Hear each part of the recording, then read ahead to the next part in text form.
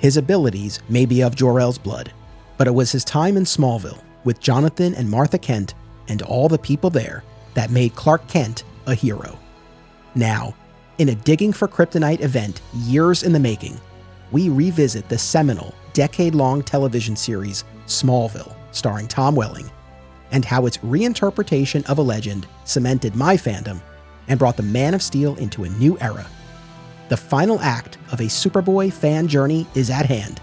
These are the Trials of Smallville. Welcome to Digging for Kryptonite, a Superboy fan journey. I'm your host, Anthony Desiato. These are the Trials of Smallville, and joining me to discuss the DC villains as adapted on the show is the host of the Krypton Report podcast, returning guest, and our pal, Tyler Patrick. Welcome back. Hey, thank you for having me. And thank you for having me, especially with Smallville, because I feel like it's just one of those we all kind of bond over and have as this background for us in our journeys. I think it's fair to say, and I think this is probably clear at this point in our Trials of Smallville event, I don't think Digging for Kryptonite would exist if not for Smallville. It played such a pivotal role in my fandom. And fun fact here, this episode that you and I are recording now will drop on October 15th, 2024. October 16th will be the 23-year anniversary of the series premiere of Smallville. How do you like that? I love it because it's crazy because you say that. It just means it's been 3 years since James, my co-host, and my good buddy Brian went to Motor City Con, and I had already met him, but the other guys we got our picture taken with Tom Welling and got to chat with him. And it was during, the weekend right there of the 20th anniversary. It was on the 20th. So it's just kind of like, man, it's already been 3 years since that. And just 23, wow, time, Yeah, it's funny. Obviously, I've talked a lot about being a high schooler, watching the show when it first aired. I guess I realized more and more how much time really has passed and how I really was just a kid watching these episodes the first time around. And so coming back now, not even for the second time, probably third or fourth or fifth time for certain episodes, but still coming back around now as a fully formed adult, and with all of the perspective that I've gained over doing these episodes for the past few years, it's really just been absolutely fascinating, a true joy. And I'm excited to have you here to talk about the villains of the DC universe that Smallville adapted over its 10 seasons, although we wouldn't actually have the first one until season 4. So they showed a lot of restraint for those first few seasons. We'll get into all of it, but let me just ask you the big picture question first. I'm sure it varies villain to villain, and we'll get into all of them, most of them. But just generally speaking, how do you feel the show handled the villains of the DCU that it adapted? Did it hit more often than it missed for you? Were you happy to see the villains when they would pop up? Did you feel like it was too soon? Just what's your overall perspective on this? Overall, I would say most of the time they were good. There's a couple, if you're thinking about this show in the sense like it's a prequel and not jumping too far ahead, like the way they did Darkseid, I thought was cool because it still opened the door for like legit Darkseid down the line. I think for the most part, every villain kind of hit.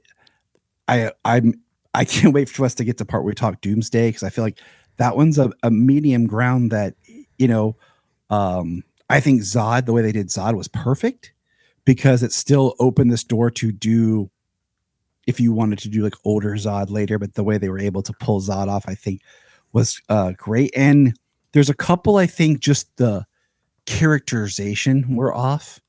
And I actually talked about these my upcoming episode on Always Hold On to Smallville with our friend Zach Moore. They totally sucked at Deathstroke.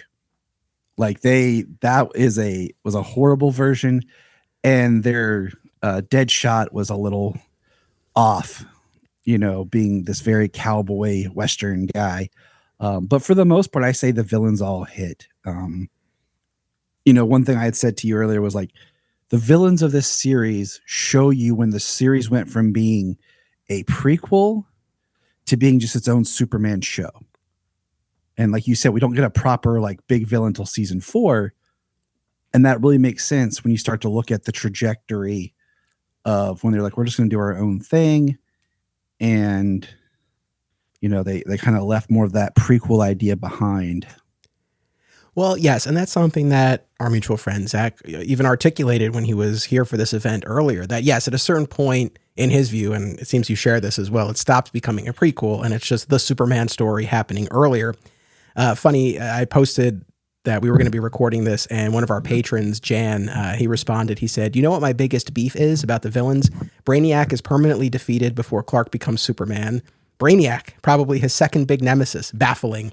And I guess you could extend that to some of the other ones as well. Now, I responded and I was like, in comic book superhero lore, can we really ever say that anything is permanent? So even for adversaries who seem like they're done by the time Smallville is over, I don't think the door is permanently closed. But I think his point still stands that you have these meetings far earlier than you would typically expect. But I guess this kind of ties back to what I said last week when we talked about the heroes of the DCU. For whatever reason, it never really bothered me. I think part of it, I was just all in on this show, this telling, this interpretation of the legend. And just like with the heroes, I didn't have this knowledge, this perspective at the time. But now that I have gone back and I've looked at a lot of those pre-crisis Superboy comics, he was having these encounters with Mxyzptlk, for example. So I don't know. It's not something that really takes me out of it in any regard. I remember when I was watching it, I was watching with my brother, and he kind of started to fall off and kind of would come back, because there was a short period for a couple of years where I didn't get to watch the seasons until they were done. And then I would just buy the the DVDs and then, binge watch them before binge watching was a thing. I'd get back to my dorm and just, watching through Smallville. And I remember I brought up, what was going on. He was like, what, already? Like, who's he going to have left by the time he's Superman?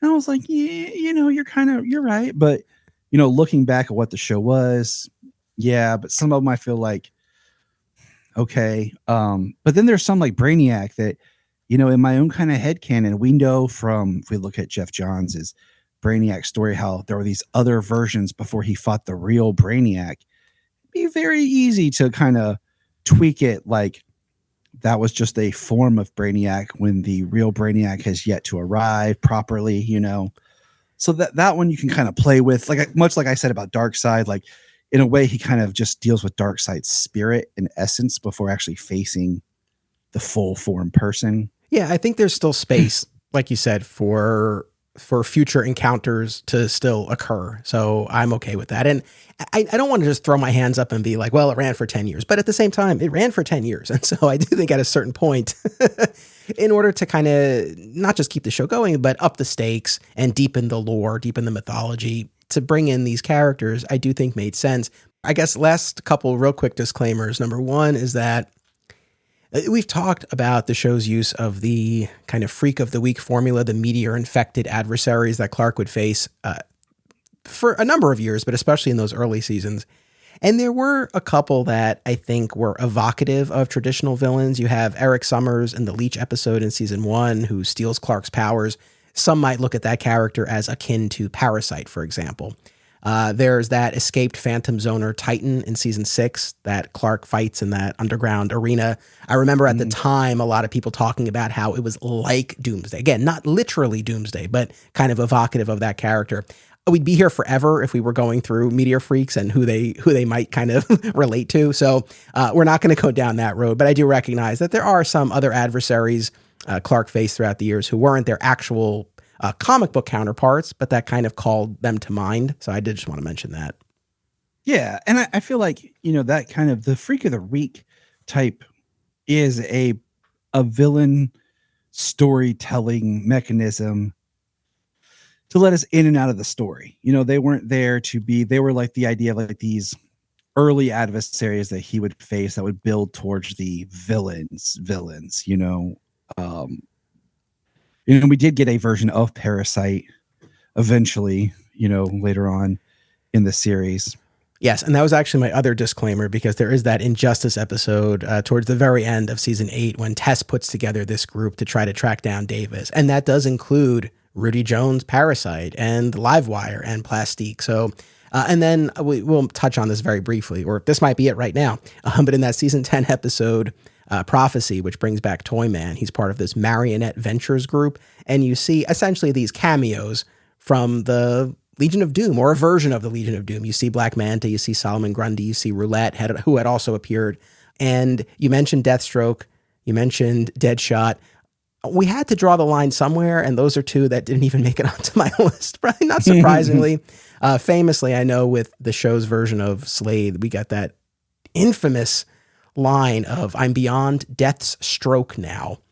Yeah. But this John McCain looking government official who was meant to be their Deathstroke, but I think really left a lot to be desired. So again, this is all to say that I expect this episode and the list of villains we cover to be robust, but not necessarily completely exhaustive. So if there's anyone, particularly some of these minor ones we don't hit on, that's why. But again, we had to draw the line somewhere, and I think we picked the most, the ones that will lend themselves to the most conversation.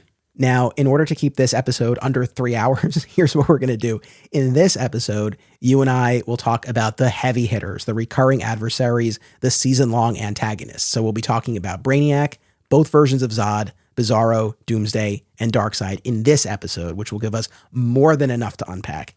But then, this coming Friday, you and I are going to drop a special bonus episode in which we discuss Mxyzptlk, Maxima, Toyman, Metallo, Silver Banshee, and Ultraman. So it's a conversation too big for one episode, and we're going to split it up. But between our main episode today and our bonus edition on Friday, we'll have covered virtually all of Smallville's adaptations of the major Superman/DC villains. And now here we will turn our attention to the Brain Interactive Construct, aka Brainiac, aka Milton Fine.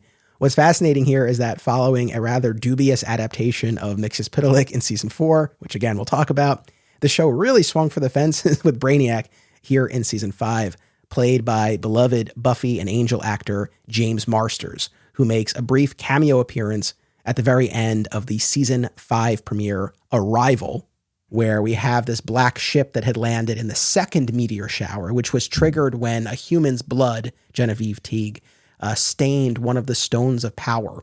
And this triggered a second meteor shower that brought this black ship. And at the end of the episode, you see this black liquid drop down and then form into James Marsters.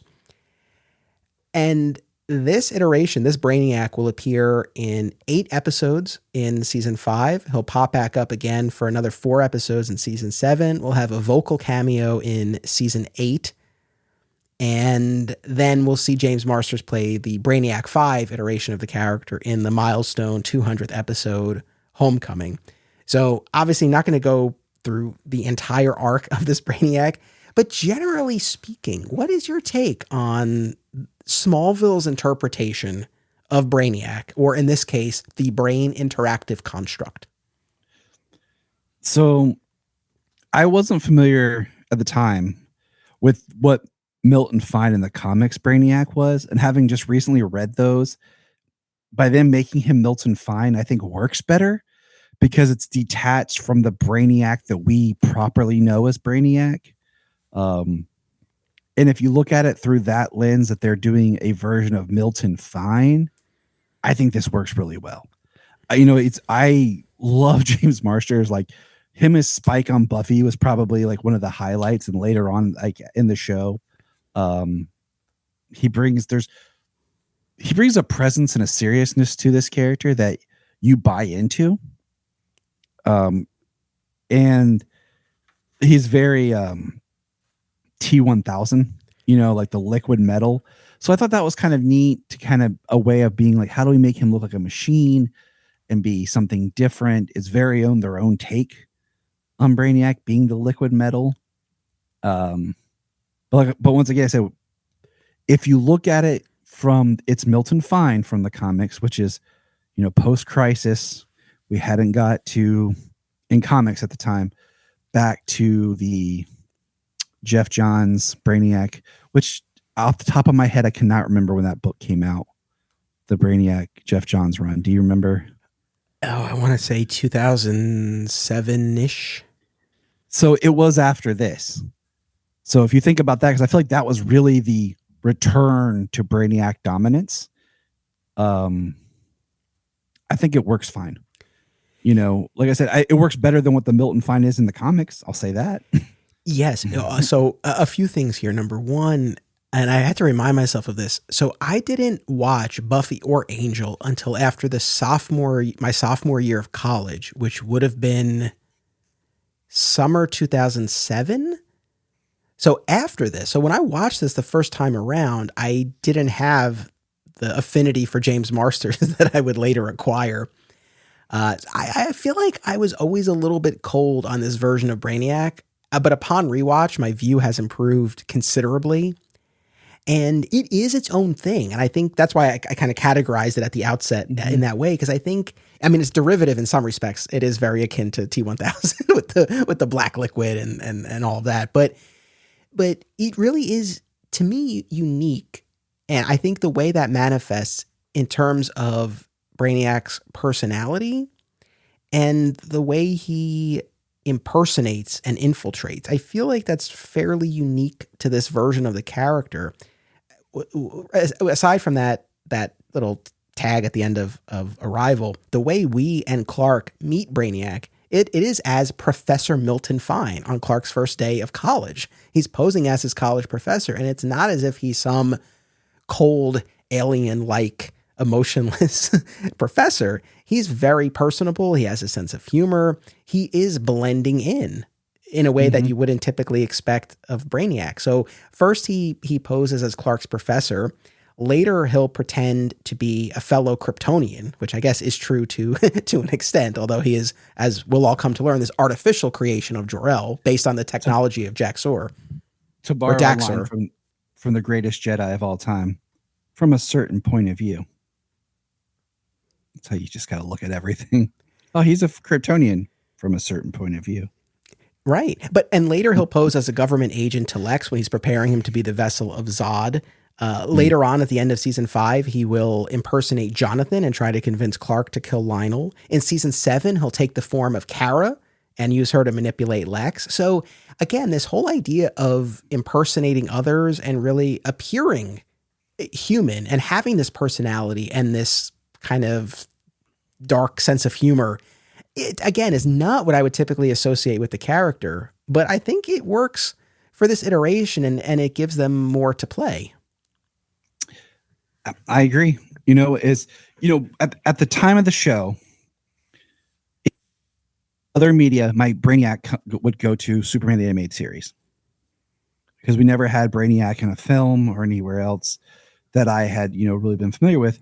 So I'm like, this is not the Superman the Animated Series. So, when I'm watching it, but I still was like, this is kind of cool because I don't know, like you're watching Smallville and in season 4, he comes in season 5, but of course in season 4, you have that little shift where, my head's already like, they brought in Lois and she's not really kind of like Lois that I know. And then, that this episode is after Run, correct? Yeah. When we kind of find out more of who he is and everything. So I'm kind of in this mindset. They're kind of doing things a little different, and then, like I said, with season 5, 6, and 7 were the seasons that I didn't get to watch until they were on DVD. So when this episode, I remember going to at midnight, back when, you could go to Walmart at midnight and getting this and telling the guy to go get it for me. And then going back to my dorm and starting it. So I just, like in a couple of days had this whole season done. I didn't, I didn't think about it too much because, when you're watching week to week, like you have those moments of thinking about it or talking with a friend. But when you're just like, ba-boom, ba-boom, ba-boom, ba-boom, ba-boom, there's not really that time to process. You're going to the next. So it is its own thing. And I just remember being like, oh, okay, cool. Because eventually he does do the part.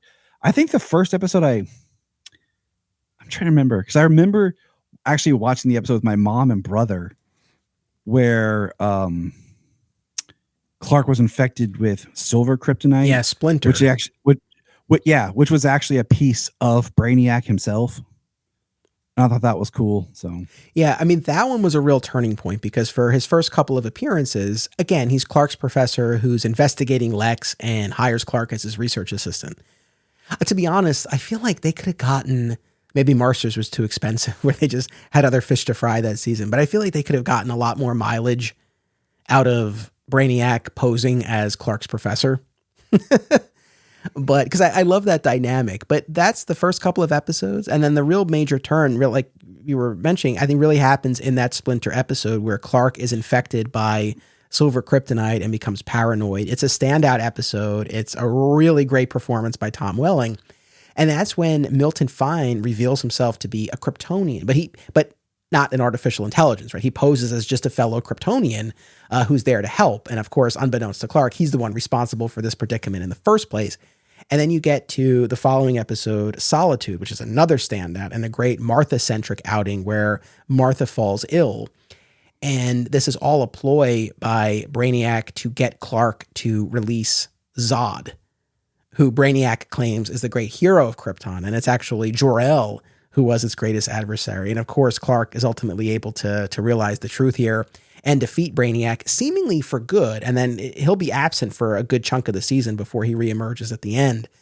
But it is a bit of a slow burn here as we go from this black liquid from the ship that forms into Milton Fine to the professor, to a fellow Kryptonian, to Brainiac himself. And kind of following along this thread here, aside from the personality and this adaptability, posing as others, the other big thing about this show's version of Brainiac that really stood out to me is that he has shifting motives over the course of the series. And I think this is something that I'm probably still a little bit mixed on, because it just sort of feels like he serves whatever function they need him to, as opposed to him having a very specific point of view and objective throughout. So season 5, his whole thing is freeing Zod. Mm-hmm. Right? That's his whole thing. And we get to the climax of the season and he's manipulating Lex, but preparing him to be the vessel of Zod, which we'll get to. But then after he's defeated and he reemerges in season 7 for those few episodes, at that point, it's more about destroying Clark. And he has this whole plot to go back in time and kill baby Kal-El before he's able to leave Krypton. Zach and I had talked about it in that episode, Apocalypse. And that's when you have Clark and Kara traveling back in time. And it ends up being Clark who places his infant self inside the rocket before it departs Krypton. So they can't see my face, but I don't like that. Yeah. So again, you have, I think, this shift in terms of what this character's all about. And by the time we get to season 8, after he had been possessing Chloe and deleting her memories and all of that, and ultimately possessing her in the episodes Bride and Legion, at that point, he shifted to probably the more traditional view of the character.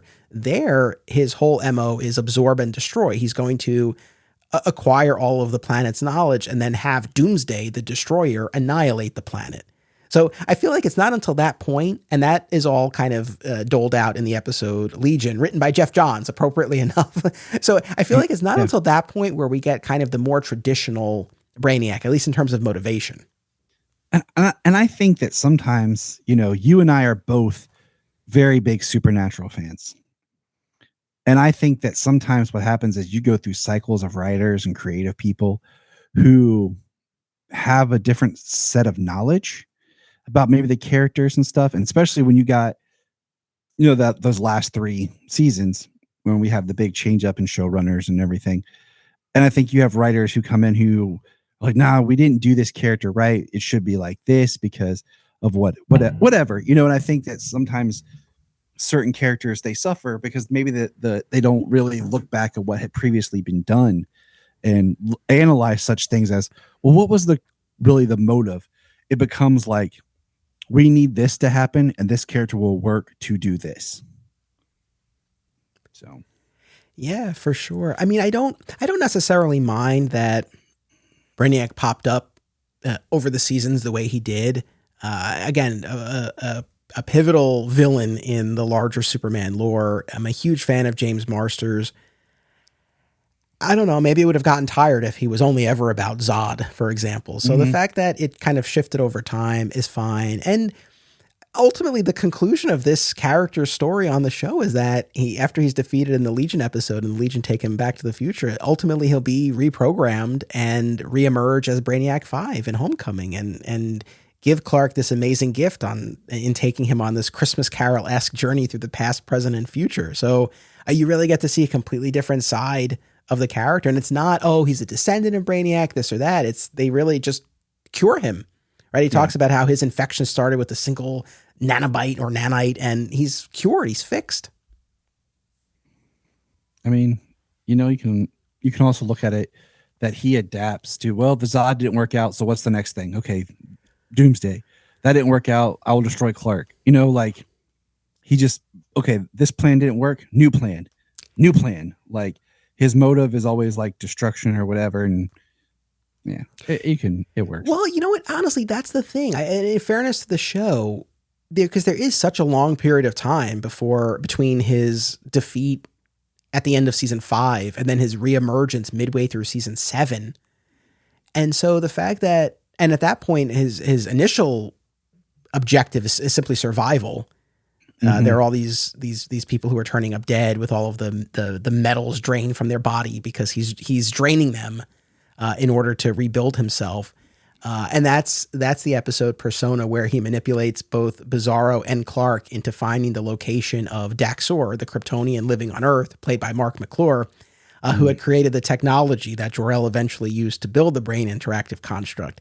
And Brainiac, I mean, it's we don't see the ultimate outcome of this, but presumably Daxor is dead after all of this, but Brainiac is able to extract the information he needs to heal himself. So yeah, I mean, I think the fact that it kind of shifts towards survival and then taking out Clark, we see him put Lana into a coma. We see him attack Chloe, and that'll again bear fruit in season 8 when he's taking over her body and deleting her memories. So yeah, I mean, I think his shifting motives, I guess they do track more than not. I mean, the fact that from the outset, though, he's this agent of Zod, again, not what I typically associate with the character, but that doesn't mean it doesn't work. Yeah. I mean, I also take like season 7, real world writer strike and things like what may have happened. And, you talked about when he tries to take over Chloe. That's kind of always been my headcanon for why Chloe later has residual and becomes like highly intelligent and a really great hacker, is whatever was with Brainiac inside her expanded her mind to be more intelligent, absorb more information, of how she goes from like being able to dabble to all of a sudden like, I'm going to hack this now. Boom, I'm hacked. Like I hate that in anything. Like, oh, let me hack into this. Like it's some like super easy thing to do. Like, but with Chloe, I was like, okay, my headcanon was being possessed in a way or by Brainiac expanded her mind and made her more intelligent. That's my headcanon, so I allow it. Filmmakers and movie fans alike should be sure to attend these film festivals: Brightside Tavern in Jersey City, Hang On to Your Shorts in Asbury Park, Point Lookout on Long Island, and Round Reel in Bloomfield, New Jersey. Take it from an alum of 2 of them. Submission information for filmmakers, as well as details about the festivals, can be found at filmfreeway.com. Follow the festivals on social media for news about events, discounts, tickets, and more. Also, listen to the Hang On to Your Shorts and Cullen on Film podcasts, available via a shared universe network. We reference the television series Smallville a lot around here, and there's one Smallville rewatch podcast that's always at the top of my queue. Always Hold On to Smallville, hosted by our pal, Zach Moore. Zach and his guests bring tremendous insight, passion, and humor as they discuss each and every episode of the series that ushered in the renaissance of superhero TV. Listen to Always Hold On to Smallville wherever you get podcasts, and keep an eye out for the other shows under the Always Hold On to banner, including Arrow, DC's Legends of Tomorrow, Superman and Lois, and Star Wars. Now, while we're here talking about the show's version of Brainiac, especially that season 5 iteration, the Milton Fine professor who then again manipulates Lex into preparing to be the vessel for Zod. So the end of season 5 and the beginning of season 6, the episodes Vessel and Zod, appropriately enough, will bring in the traditional version of General Zod, a phantom from the Phantom Zone, imprisoned there by Jor-El, who inhabits the body of Lex Luthor. Of course, we're going to get a lot more to come with Zod in season 9 in the form of Major Zod, the younger clone of the character. But the Zod that we get in Vessel and Zod, did this work for you? Yeah, because one, when you go into the Phantom Zone, it was always supposed to, I remember in early comics, like your body, like you were detached from your body. You were a phantom in the zone. Like you were a spirit. You were non-corporeal. So the idea that this non-corporeal entity is like a ghost, a phantom, that possesses Zod or possesses, Lex and takes over. It works also because once again, it's a prequel series. So he's not actually facing Zod yet. He's kind of facing a possessed Lex. And then, of course, you think about, well, they have to have something for Lex to do. Rosenbaum signed on. Like, then when you think about like the producer angle, they can't bring in a new actor all the time because of budget restraints. So having Lex possessed and being Zod makes sense. And that way you can have Clark fight Lex. Oh, look at him go fisticuffs because Lex is, has this Kryptonian power, much like we had seen Jonathan possessed by a Kryptonian before, and he had powers. Now Lex is possessed by a Kryptonian, and he has powers. So it worked for me, like I said, just because, I'm still kind of thinking like we'll get there with Zod kind of thing, like it's a prequel, and they don't want to actually do Zod. So this is kind of working,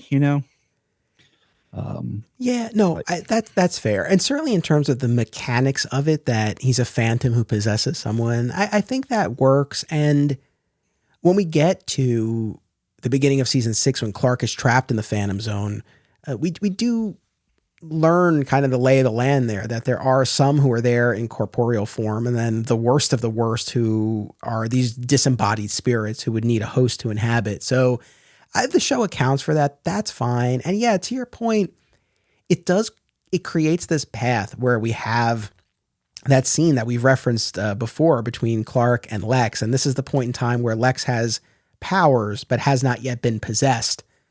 And we get this face off between the two of them, talking about their broken friendship, and Clark asking, why did you fight for this friendship for so long? And Lex is like, 'cause I wanted everything you had. And at least I made off with the thing you love the most, i.e. Lana. And of course, this other great line about when Lex says, you're so virtuous, yet you lie all the time, right? And we've talked about that before too. So yeah, it creates a pathway for that. I guess the only aspects about this I don't love, number one, is that once Lex is possessed, Lex is out of the equation. I mean, I guess the stakes are still there because for Lana in particular, who's just kind of taking the early steps in this relationship with Lex, she cares for him. So there's still kind of this concern for Lex's well-being, but he's just kind of out of the picture and has no memory of any of these events when all of this business is done. So it kind of removes Lex a bit, even though his body is physically there. And look, well, I love Rosenbaum. I can't say enough good things about Rosenbaum. I don't know that I loved his Zod. And I don't know that the writing aided him much either. It just to me felt kind of flat, like flatter than I would expect.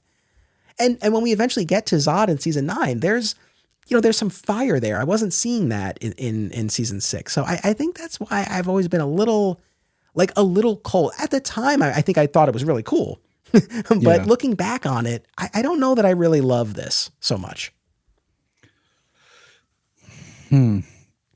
I see your points. And yeah, I mean, I think, at the time, like we think Zod, the only big reference we have is just Terrence Stamp. Like we didn't have any other Zods yet. And when Clark finally does banish the Phantom and you see the spirit leaving Lex's body for just like a flicker, it looks like Terrence Stamp, which is cool. It is. But you were saying there, and I got about Rosenbaum.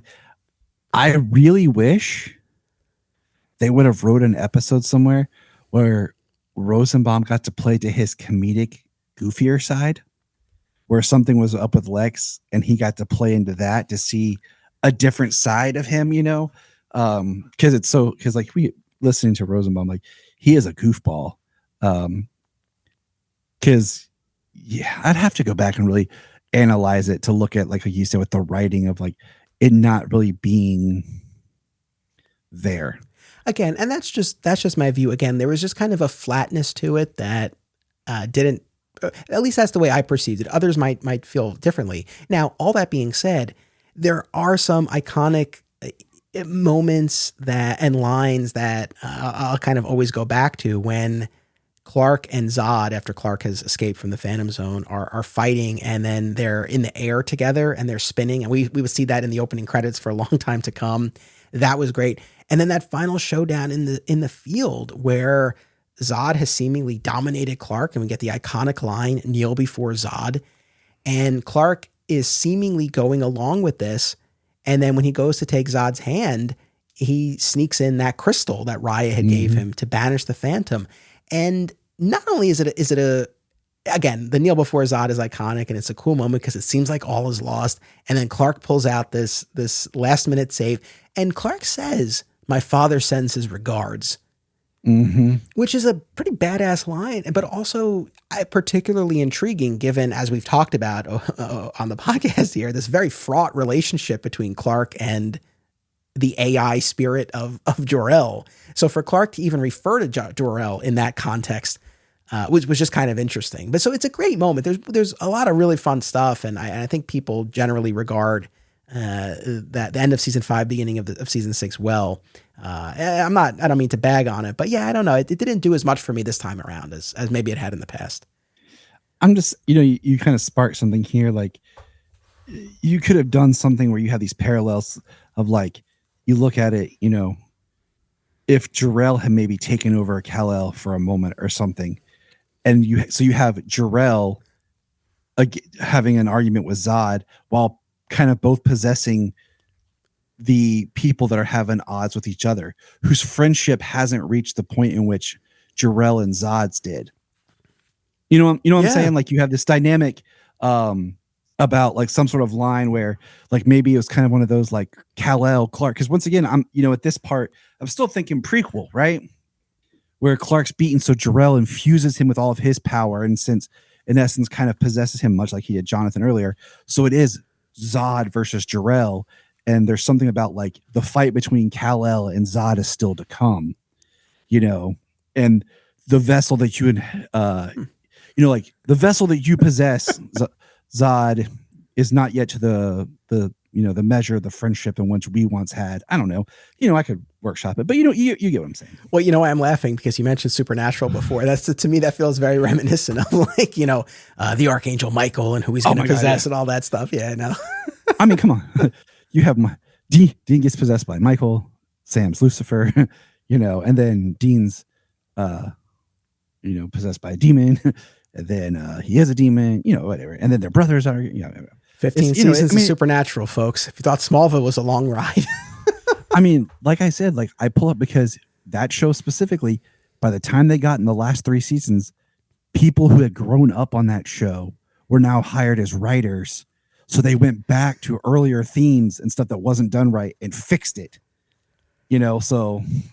I know. But anyways. It's crazy. With Zod, and again, we'll talk more when we get to season 9, but let me just say, one thing that I think the show did brilliantly, and I'm skipping way ahead to the season 10 episode Dominion when Clark and Oliver go into the Phantom Zone. But when they do, they find Zod, and it's this combined version of Zod. It's the physical form of the clone that was banished at the end of season 9 that we'll talk about, and the phantom of the original General Zod. And they merged. And he has this line to Clark about how I had memories of 2 lives. You were an enemy in both. It's like, oh my God. I then and now I'm like, good for you, Smallville. You combined the 2 versions of Zod that you had, memories of both hate Clark. Like, this is great. Like, chef's kiss. I love that. That to me was fantastic. And going back to this idea of, well, is this a prequel? Is it just the Superman story happening earlier? Well, now you have a fully formed Zod that if he ever escapes in the future, go nuts. Exactly. Right? So great on them for that. Now, the flip of that, this is not the hill I'm going to die on, but it does bother me a little bit. Maybe I just missed this. Maybe you have an answer. Maybe the audience has an answer. there's all this talk in season 5 and then again in season 9 about how Zod was responsible for the destruction of Krypton. And specifically in season 9, again, I know I'm jumping way ahead, but when the clone of Jor-El emerges and off screen, Chloe kind of fills him in on everything that happened on Krypton in its final years. Later, clone Jor-El will relate this to clone Zod and will say that on the eve of your destruction, or on the eve of your surrender, rather than give up, you raised our planet. How? I mean, what is your view of this? Because again, the show makes the point like Zod was responsible for the planet's destruction, but to my knowledge, unless I missed it, unless I'm forgetting, they're never crystal clear on how.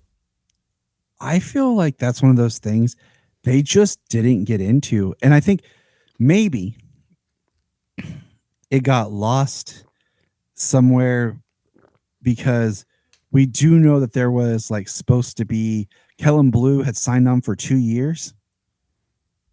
And then they decided, I just remember reading that he had signed on to do 2 years and then they decided not to. And so maybe in the storyline with Zod, we were going to explore that more, like it was something just kind of seeding that to us of what Zod really was capable of and giving us more of that history. Cause I know we're not there yet, and I'll hold my next thought, but that's kind of just my thought is like we hadn't got enough. Like it's peeling back the Zod story with the Jor-El history and kind of teasing us that maybe we would have got more later on. But yeah, I don't remember it ever really coming out and telling us fully.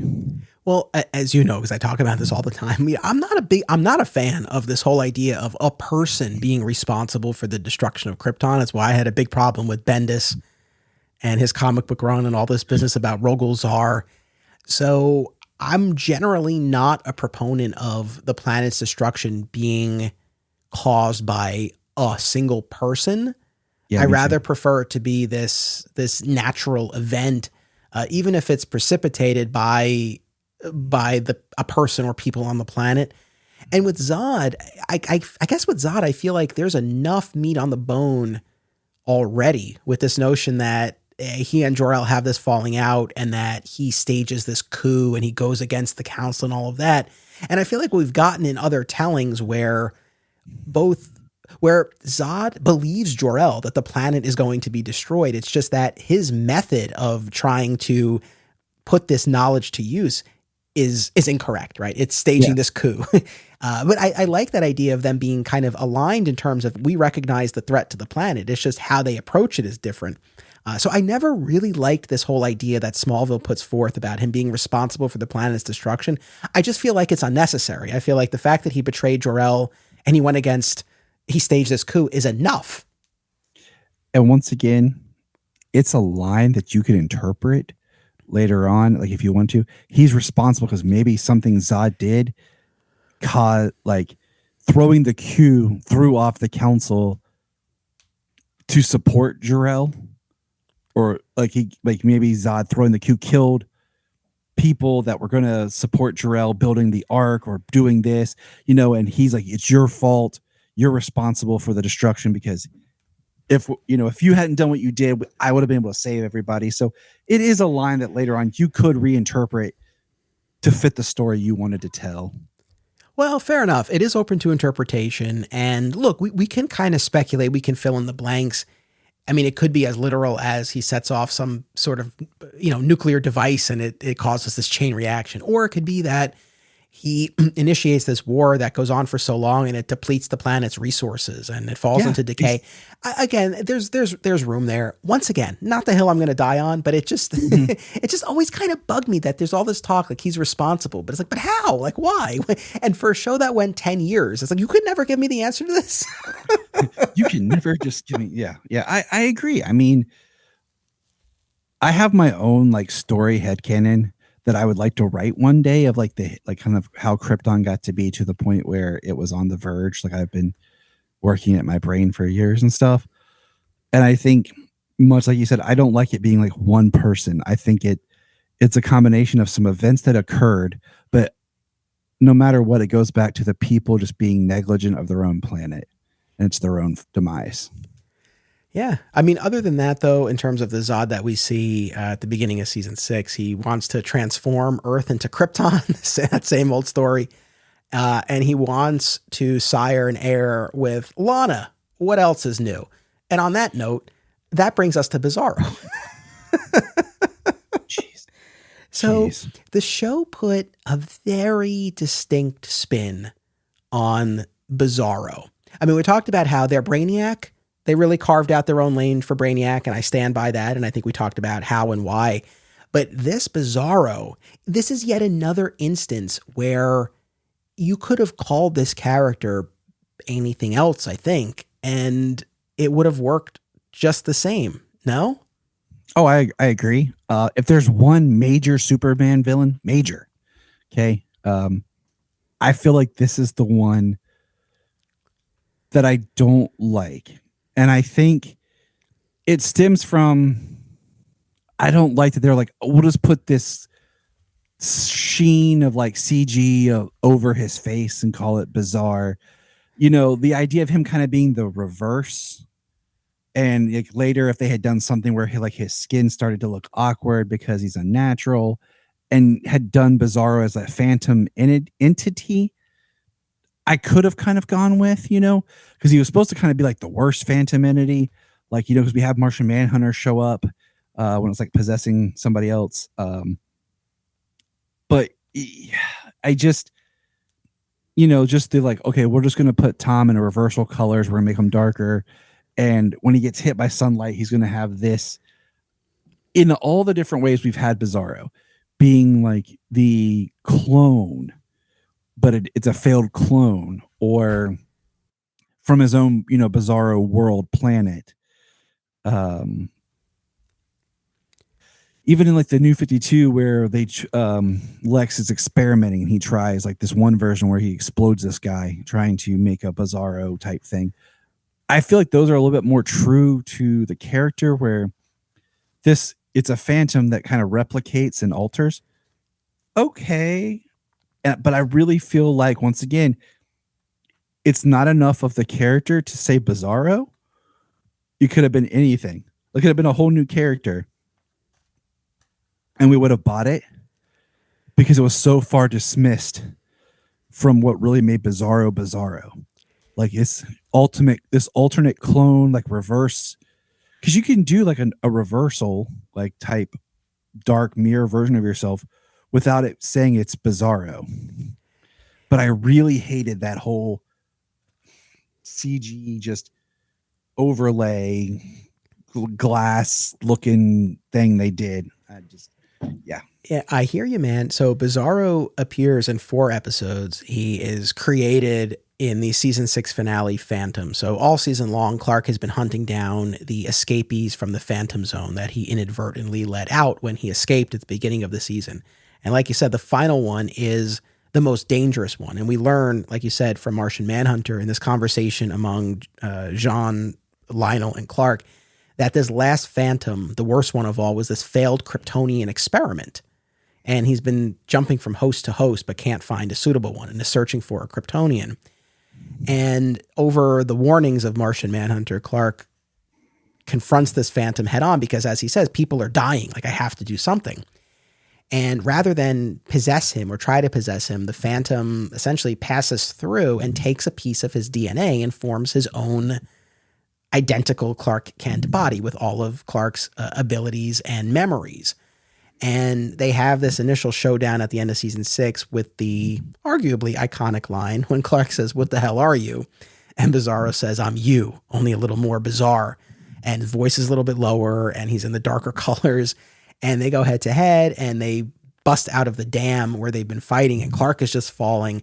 And then you see Bizarro flying out towards the camera. And as the sun hits his face, and we'll learn this is the effect that the sunlight has on him, it turns his face to stone. So you see that Bizarro look. So it's Bizarro in a sense. And then, of course, the battle continues into season 7. And, I kind of forgotten about this until I rewatched it, but pretty much from the jump, I mean, this Bizarro was kind of consistent with his objective of taking Clark's life. Mm-hmm. right? From very early on, he's like, I won't make these mistakes when I'm living your life. He wants to take Clark's place, take his life.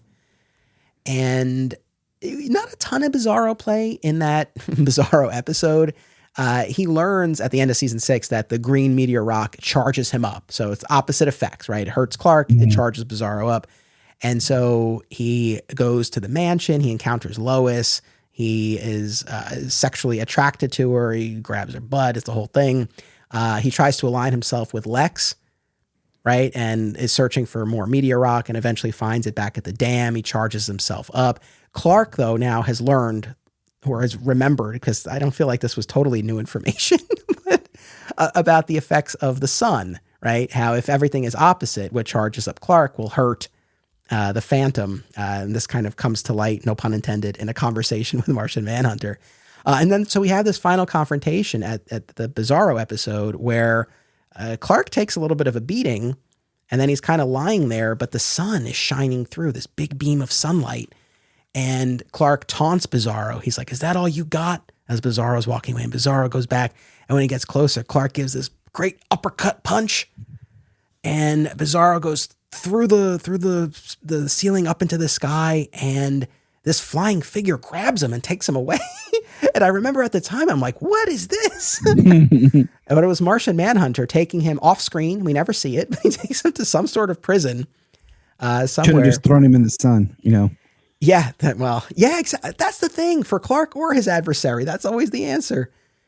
But so that, that could have been it as far as Bizarro goes. And I'd probably be even more critical had that been the case. But then this show was never a twisty show. Agreed? Mm-hmm. Right?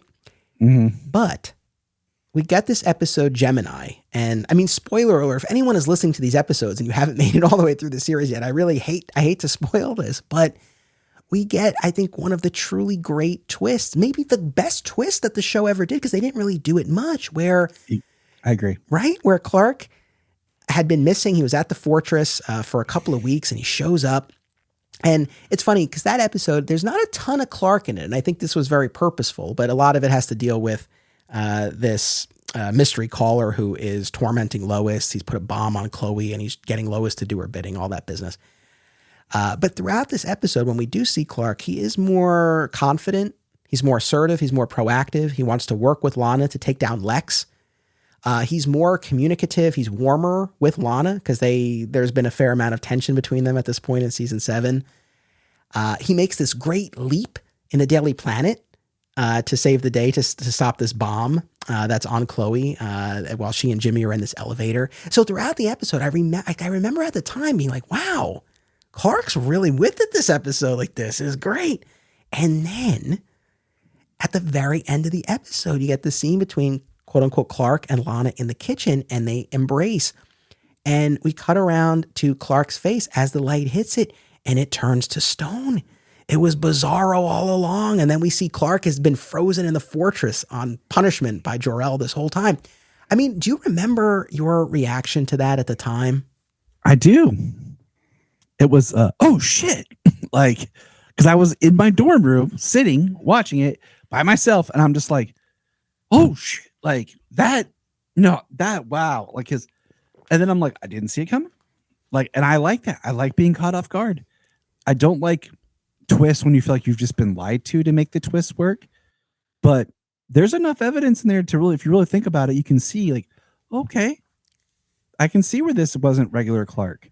And this is going to sound weird, but you'll kind of figure out the Bizarro works for what Smallville is. You know what I'm like? It's a weird phrase to say. It didn't really feel like Bizarro. I think the whole, like, yeah, you said it turns to stone, but it looks more like this glassy sheen. I wish maybe they had just made the skin like start to decay or something. More in line with if you see the way they did Bizarro in the first season of Supergirl. The way she looked, if they would make the skin start to do that or something, I think would feel better. But the way they made him look in this feels very disconnected from me, that it doesn't feel Bizarro enough. But Yes. once again, he's it's a very intelligent, like, you say it's Bizarro, and I'm like, okay, it works. But at the same time, I would never really think of Bizarro this way because he's not really bizarre. He's just a mirror version of Clark.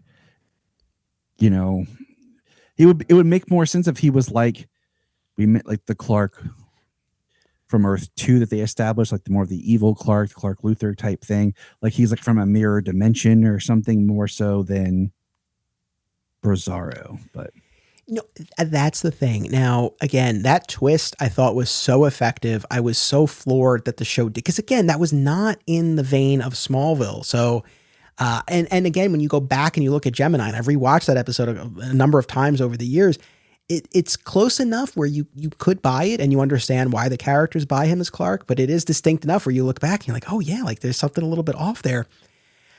So here's the thing. On the one hand, I agree wholeheartedly with everything you've laid out. This version of Bizarro, if we can even really call him that, lacks a lot of the attributes and the trappings that you would typically associate with Bizarro, and that I would argue make Bizarro a compelling character. And generally speaking, it is that tragic aspect, the fact that he can't think straight, that he doesn't appear the same. And look, I went on, and people can go back and listen to the episode. I think the Superboy TV series, their Bizarro remains hands down my favorite adaptation of the character in any medium. I think they absolutely nailed it. They brought so much, again, tragedy and pathos to this character where you really feel for him, where he's well-intentioned but misguided and led astray, and he can't think straight, and he's this outcast and doesn't understand why he's being perceived and treated in this way. What we get here, really, it jettisons that entirely. So we're missing a lot of those trappings. You don't get any of the Bizarro speak. Again, you don't get that appearance except for those fleeting instances in the light. And you were getting at this before, and I couldn't agree more. What's so odd to me is that, especially at this point in the show, season 6 and 7, Lex was all in on his cloning experiments. A big part of season 7, and look, we really mostly just ran out of time when we did our Lex episode. We only mentioned this very fleetingly in passing, but a big part of season 7 is that Lex clones his dead baby brother Julian, who emerges in the form of Grant Gabriel, the editor of the Daily Planet. So there's all this business about Lex conducting these cloning experiments, and we've also had a lot of business with Clark's blood sample over the years as well. So they could have so easily gone down that road. And it's just kind of odd to me that they didn't, because the pieces were in play. I mean, again, were this the Smallville of season 1? Yeah, maybe not so much. But at this point, especially where Lex was and the level of experiments that he was undertaking, it was there for the picking. It's odd to me. Oh, no, I agree with you, because the idea of cloning and playing around with Clark's blood and making the failed Bizarro clone helps give way to when we get the Connor in season 10. The idea that, okay, Clark's blood by itself did not work. So what if I combine it with my own and make a clone of myself with enhanced, it works so much better. Yes. Now, the one thing, though, that I will say in the show's defense, and you and I were on Zach's podcast for the episode Persona. We talked about this there a couple of years ago, but this was something that I really had to think about when I rewatched the episode for that, which is Bizarro, all those other trappings aside, right? If we really boil it down, is this backwards version of Superman, right? Mm-hmm. Okay. We're in the quote unquote dropout era of the show where Jonathan has died. Clark's dropped out of school. He's running the farm. He's not yet undertaken this training that Jor-El has mandated for him at the fortress. He is not this proactive patrolling superhero yet. He's waiting for trouble to show up at his door like Oliver charges, right? So that's the version of Clark that we're facing at the moment. He's trying to hold on to this domestic life with Lana on the farm. They're finally together after all these years, yet even though his secret is no longer hanging over them. She has her own secrets now and her own darkness after everything she went through with Lex, right? So it's a Clark who's pretty far at this point from the hero that he'll become. And what Bizarro presents, specifically in Gemini and Persona, when he comes back, when he escapes this prison that Martian Manhunter placed him in. Again, we don't see the escape either. He's everything that Clark is not at that point in time. And so when you look at it through that lens, it's like he is kind of a reverse of Clark. It's just that Clark's at a relatively low point at this point in time. And Bizarro represents kind of everything you want Clark to be doing. So in a twisted way, it does kind of work. Yet at the same time, I say to myself, from the show's perspective, why would you say this about your own character? Yeah. Like, right? if they had, I guess if they had used exactly what you said more of like this conversation between the two, where he says, I am your opposite. I am confident. I am secure with who I am, and really use it to point out Clark's flaws that Clark would learn from, would have been different. But once again, like, it's like, I like this, but I don't like that you called it Bizarro, because it's so far removed from the Bizarro that we know in any shape or form. And if you had just made it your own character, or just a phantom, or called it something else, but I think you pointed out the best thing that you pointed out was the fact that all the pieces for a more traditional Bizarro were there with the clones, and then that's not what you do. Yeah. So it's odd to me in a number of ways, but like we've been saying, what we see here in no way, shape, or form precludes Clark from being cloned in the future. So that's not to say we couldn't have a more traditional version of Bizarro. Real quick, I have to say, there's an amazing moment in Persona when Clark, quote unquote Clark, but actually Bizarro, is walking behind Chloe at the planet, and she's going on, and he starts imitating her behind her back. Genuinely funny. The other thing too, talking about all the things that Bizarro is that Clark isn't, I feel like this is worth addressing here in the vein of the Clark-Lana relationship. Lana and Bizarro are in a great place. And in fact, it's Chloe who first realizes something is off with quote unquote Clark, and Lana is very resistant. Now, I know one of the things in the fandom that people are quick to pick up on is that Lana could not differentiate between Clark and Bizarro for this period of weeks. Yet when we flash forward to the Luther and Kent episodes in season 10, Lois is very easily able to tell when Clark Kent has switched back and taken over from Clark Luther. I think worth noting. But in Lana's defense, in these episodes, the way the person she's with is presenting is, again, everything that she's been longing for in her relationship with Clark. It is, in so many ways, a quote unquote better version of the relationship she'd been having. So the idea that she would, not only would she not recognize that something was off, but it's like she wouldn't want to recognize that something is off. I can't understand that. And not to be crude or crass about any of this, but I think it's pretty clear. It's not said explicitly, but I think it's pretty clear they're banging, right? Bizarro and Lana, right? I think it's very much hinted at when Clark comes back and he hints at the things that they've done. And I think it goes back to what you just said with, she sees what she wants to see. That, and I think it's also proof when you compared it with Lois, how Clark and Lana are at a point right now where it's not going to work. They're fooling themselves. Like, she doesn't know him well enough. They've become different people from when they first were attracted to each other. And they're just not admitting where they're at, to where Lois and Clark, you have a much different, much better defined relationship. She's able to tell right away, you're not really my man. Yeah. And again, this whole business about sex, and this will come up again when we get to the escape episode with Silver Banshee, when Clark takes Lois to the bed and breakfast. But again, we're at the point in the show where Clark either can't or believes he can't engage in physical relations with his powers with a human. And look, every couple's preferences, frequencies, all that stuff is individual and all of that. But, to kind of have that physical component, I would say, generally speaking, is, a natural, normal, desired part of human connection. And for Clark and Lana in particular, they had it. They had it for a brief period of time when Clark didn't have his powers. And then briefly in the Wrath episode in season 7 when Lana did have powers.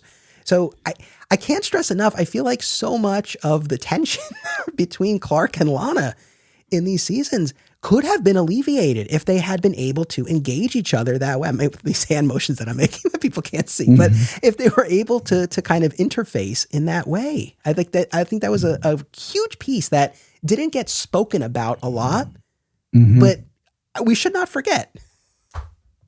I think Clark really messed up by not talking with good old Mark McClure and be like, hey man, where you get that blue kryptonite at?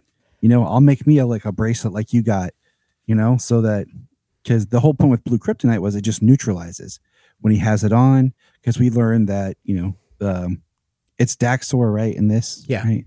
Yeah. He has a family and everything because he has the blue kryptonite. And I think Clark, should have been something he was like, you know what? Good on ya. But no, I completely agree.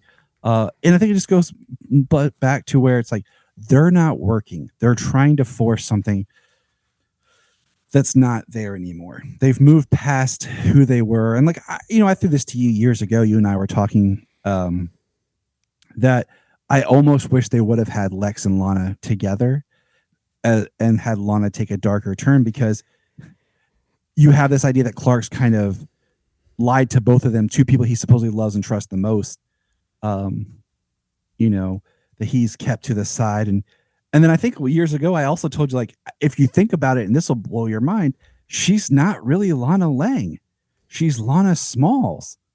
We never get the real, if you want to argue that, we never really get the real Lana Lang, because in this universe, she's actually Lana Smalls. So you're saying we're in Henry James Olsen territory? Is that where you're going with this? Basically, you know what I'm saying? They pulled a fast one on us, but, I think that the crux of that Bizarro was more of the man that she wanted than who Clark really is at the time, is a very powerful and emotional blow to their story. And, of course, the show being the show, it's always over dramatic. Things are elongated instead of just letting them happen and move on. But everybody in the show exists with a different stake, because you yourself have pointed out so many times how some of the actions that Clark takes in a normal relationship or friendship, you wouldn't forgive them the way you do so quickly. You wouldn't be like, yeah, man, last week when you were treating me like crap and we went and did all this crazy stuff, yeah, we're good now. You'd be like, stay away from me, man. Yeah. You got problems. No, it's bonkers. But no, this I think drives a further wedge. Not I think, it certainly does drive a further wedge between Clark and Lana. And even at the climax of the Bizarro story, there's this moment where Bizarro is appealing to Lana, and in terms of what she's saying, ultimately it ends up being this ploy to get close enough to use the blue kryptonite on Bizarro, because while blue kryptonite strips Clark of his powers while he's in contact with it, it has the opposite effect on Bizarro, so it supercharges him and he can't maintain his form.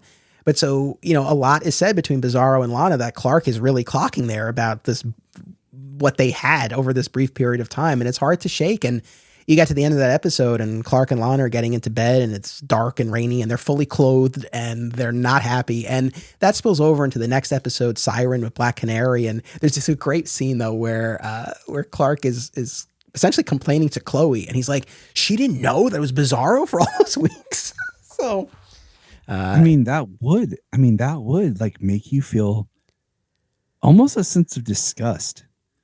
Not to, just because you didn't know that wasn't me. And you were completely okay with everything that was happened. And the fact that you don't know me well enough, to even know, it's like, if I start acting weird, my wife would know. But we don't live in a world with the heightened reality in which these characters exist. So the fact that they already exist in a world where there's been all these other things happen, and there's meteor freaks and shapeshifters and aliens. That's not, if Clark's acting bizarre and awkward, it's not too far out of the realm to step back and think something may have happened to him, or this might not be really Clark. You know, it's like, it's not like in our lives it'd just be like, maybe Anthony's on drugs. You know what I'm saying? Like, Yeah, I know it's tough for sure, and obviously a major hurdle for them. Real quick, when we meet Daxor, played by Mark McClure, he's this Kryptonian who came to Earth to study the effects of the yellow sun on Kryptonian minerals, and he decided to stay, and he donned this blue kryptonite bracelet and lived a life until at the end of this episode, Brainiac shows up, and I think he's probably done for at that point. yeah. Okay, this is another big picture Kryptonian mythology thing that has bugged me about this show forever. Bring it on. Okay, so, and Zach and I talked about this when we talked about that Stones of Power arc in season 4, where Clark is hunting down these stones and they're guarded by kryptonite that seemingly was placed there years before the planet exploded. Now, my understanding of kryptonite has always been that they are irradiated fragments of Krypton irradiated by the planet's destruction. Yet what Smallville pretty consistently seems to tell us is that kryptonite in its various forms, green, red, blue, and so on, exists separate from that, or existed prior to the destruction of the planet. Now, I was really like trying to track this as I was doing all of my rewatching. The Daxor business, I mean, are we meant to think that kryptonite is just, they're just Kryptonian minerals that are changed by the yellow sun rather than actually being irradiated by the planet's destruction? Like, it's just a mineral that's brought to Earth, and under the yellow sunlight, it has these properties? You know what? Let's headcanon it like this. That's what the various colors maybe are, but the green is irradiated piece of the Earth because they come in more like rock compared to how we see like the blue and stuff, you know? But I agree with you, because in my headcanon, and what I've always, like, you and I had this discussion before, I always thought of like the forms of kryptonite as the different layers of the planet, much like our own Earth, where we have the outer crust and the inner core, and that gold was like the center of the planet. That's why there's less of it and it's more powerful. And then green is the most vastness because it was the most of the planet. So the idea that it's irradiated and then it has this reaction to the yellow sun. That's why the kryptonite's the worst on Earth compared to if he, experienced it just out in space, is because it has a different effect under the sun. It's exaggerated, and that's why it makes him sick on Earth. It's like a conflict of, his structure. But, to your point, let's say you and I are from Krypton, Anthony, and we take a portal and go to this planet called Earth. On this planet, we have powers. Why are we going back to Krypton? Right. Okay, you just, what I'm saying? Like, and that's why I don't like the lore that Kryptonians had come to Earth and all that in the show. It sets out its own lore, probably to, separate itself from these. But I'm just saying, if we as humans traveled to another planet and we had special powers and abilities on a planet that's much like our own, with a people group that's very similar to us, why would I ever go back to where I came from to where I don't have these abilities? Yeah, fair. So there's that. And again, I'm really not a fan of all of these Kryptonians coming on walkabout on Earth and all of that. And the fact that the Kents were handpicked by Jor-El, to me, that's too much. It removes the element of chance. But so I kind of have my theory right about the yellow sun and the effect on the Kryptonian minerals. And I like your take on it as well. But then I feel like all of that goes out the window because we get to that Kandor episode in season 9 when we see the flashback to Jor-El preparing the orb. And he uses blue kryptonite on the orb to strip the clones of their power. So it's like, so blue kryptonite has those properties on Krypton? I mean, now I'm really bending over backwards here, but is it like once it's irradiated by the yellow sun and it goes back to Krypton, it still retains those properties? I mean, I'm doing a lot of gymnastics here to try to make this make sense, but it really bugs me. I was going to bring that up too, but yeah, like it just, I think, becomes the kind of machination device for whatever you need it to be. Like, oh yeah, we had kryptonite, because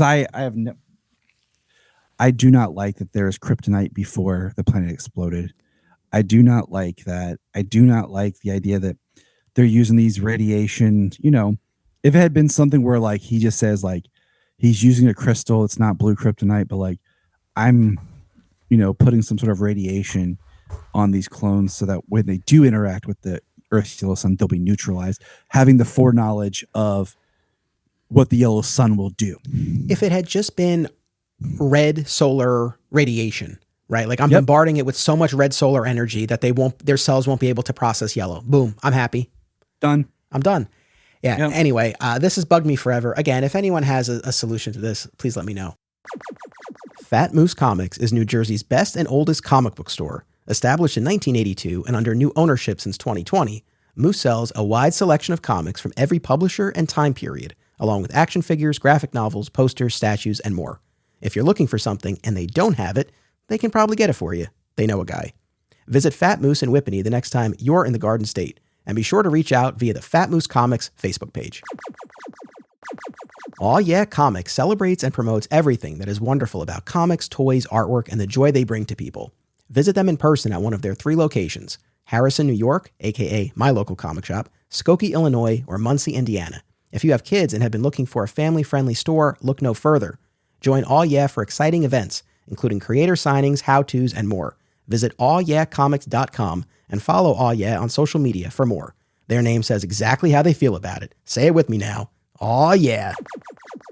Now we segue into the Metropolis era, where now we're in seasons 8, 9, and 10, the Doomsday season, the Zod season, the Darkseid season. And we also now have the traditional Superman comic book villains popping up with more regularity, like Maxima and Toyman and Metallo and Silver Banshee and Ultraman. But Doomsday is our main antagonist for season 8, and the big Smallville twist here, right? Because I think in most of these instances, like we're getting the character filtered through the lens of Smallville. And here the big twist is that this beast, this destroyer, the monstrosity who in the comics killed Superman, here has human camouflage, and he appears as a seemingly good-natured, good-hearted paramedic named Davis Bloom. And what we find out right over the course of the season is that he is the genetic creation of Zod and Feora, and that he arrived in Smallville with Kal-El's ship and was initially found, all of this backstory comes out in the episode Eternal, but he was initially found by Lionel Luthor and taken to the mansion for a few days, where young Davis met a young Lex. And of course, this is the revised continuity of the show established in season 7, that Lionel is part of this Veritas group, and he was anticipating the arrival of a traveler from the stars. So we're really revisiting the pilot and adding these new layers, and I really generally am not a fan of this, but we can talk more about it. But eventually, again, Davis grows up, he becomes this paramedic, and he experiences these blackouts, and he wakes up covered in blood that's not his own. And he comes to suspect that he's this serial killer that's been plaguing Metropolis. And as it turns out, he is in fact this beast. He has this other side to him. And in order to keep the beast at bay, he continues killing, but he specifically targets people who he feels deserves it. And that killing is enough to keep the monster at bay, as opposed to not doing anything and just letting the monster come out and kill whomever. And of course, this will bring him into conflict with Clark as we get to the conclusion of the season. But I've laid out a lot here. Let me just say, in terms of how the show presented the character, specifically this idea of human camouflage, because that's, I think, the major deviation in terms of what we've seen from this before. Did you like this? Because this is the aspect of it that I actually think is pretty clever. Yes. I mean, because by this point, we're entering, this is where we really say to ourselves, this is now its own thing. This is not really the prequel show that we had been thinking of all these years. It's now its own version, Elseworlds tale of Superman. And I remember when my friend told me, he said, they're going to bring Doomsday in. And I was like, what? And he's like, and he was talking about Davis Bloom, D Bloom, Doom, like it's kind of right there in the initials. But the idea of the human camouflage I thought was really cool. I like the idea because once again, we're kind of mixing Kryptonian DNA in a sense with Earth DNA. And Davis was kind of this weak kid that then experienced things and kind of, was overcoming everything that could kill him. And I feel like that would have been more interesting story. Like he's always super sick because he gets real sick with something. and then he's cured from it and can never get sick from it again. And like, so I liked that. Because I really like Sam Witwer as an actor. Okay. So I think he played the character great. I think where it gets lost is pretty much after the Bride episode is where we really make the turn that it goes downhill. I don't like the retconning. If you had done the Veritas thing and it had been something between maybe the Queens and the Swans, or it was just something the Swans were leading, and it was something that Dr. Swan had yet to get to talk to Kal-El about more, I would have gone with that storyline. Or even the Teagues and the Swans. Okay? Because the retconning with the window and everything with the Luthers, it makes it too cliche, and it takes away the story, because it takes away why they were in Smallville that day. It takes away a lot of like the bigger parts of the story that we have come to know. I do not like that they were looking for the Traveler, because then I think you and Zach mentioned this. It makes no sense why Lionel would help the Kents with the fake adoption of Clark. If like, oh, I have the Traveler, but that kid wasn't it. So where's this other kid? It sets it up too. It makes it too easy for them for Lionel to not know Clark's secret from the get-go, because he would have been looking for this Traveler. So I am not a fan of that storyline. It's probably what makes season 7 so much lower on a lot of rankings, is because of the whole Veritas thing. Now, if it had been something, like I said, the Swans and the Teagues maybe were a part of, and then Lex discovers it and he starts digging through it to unravel this mystery, I could have gone with.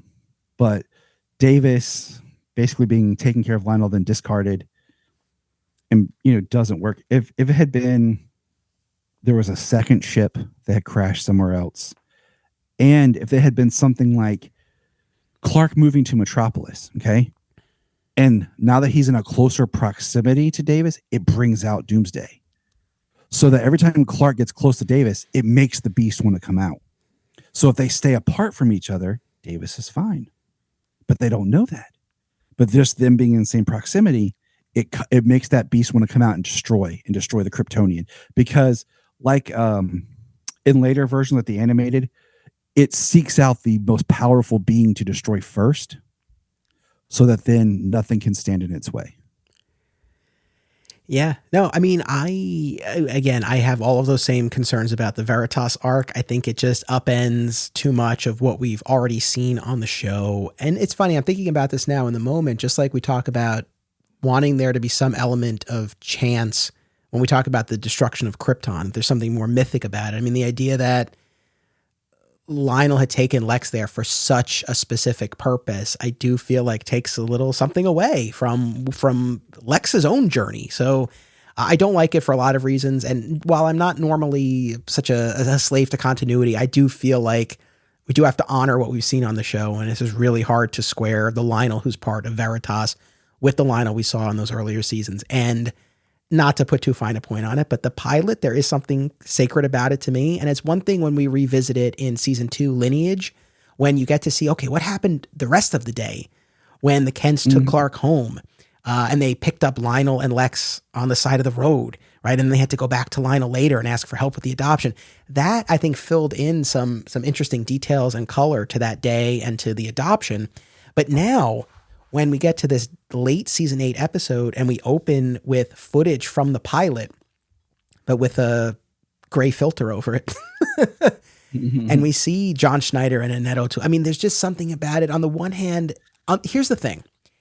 Clearly, from the jump with season 8, when they thought this was going to be the last season, they were setting Doomsday up as the final test for Clark. There's that line that we've been quoting for a while now, when Ollie says to Clark, "Your island is still out there." And I think throughout the season, it becomes very clear. And when Tess reads the Veritas journal and she blows Davis up and relates this backstory to him, Tess becomes very much a believer. She sees Davis as the Judas to Clark's Christ, right? Yeah. He's the one who has to betray Clark so that Clark can ultimately triumph in the end and become the savior of all humanity.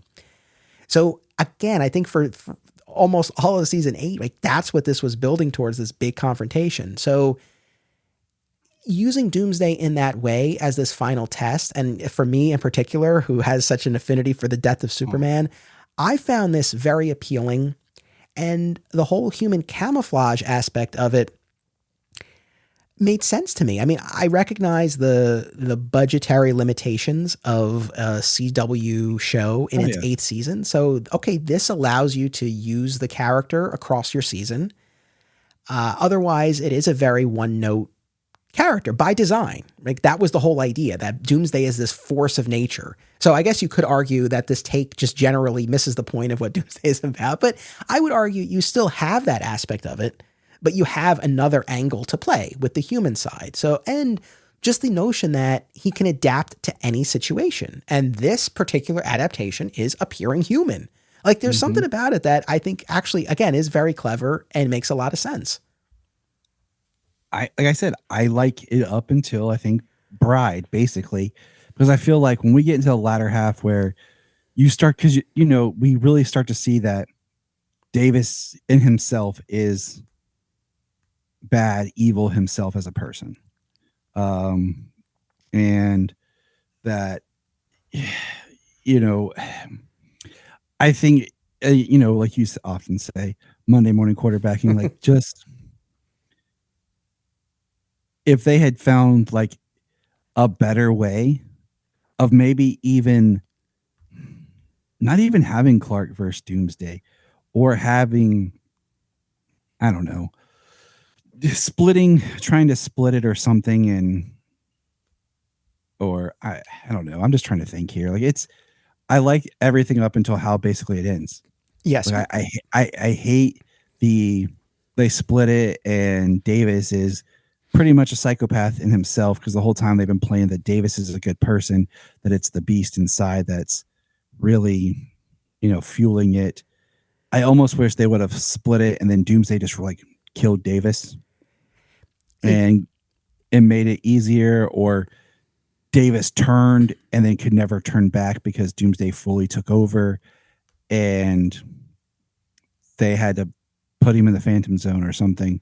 Because the whole burying him underground to me just feels like once he's conscious again, he'll just start digging his way out. Because it's also one of those things to think about where Doomsday was at this time.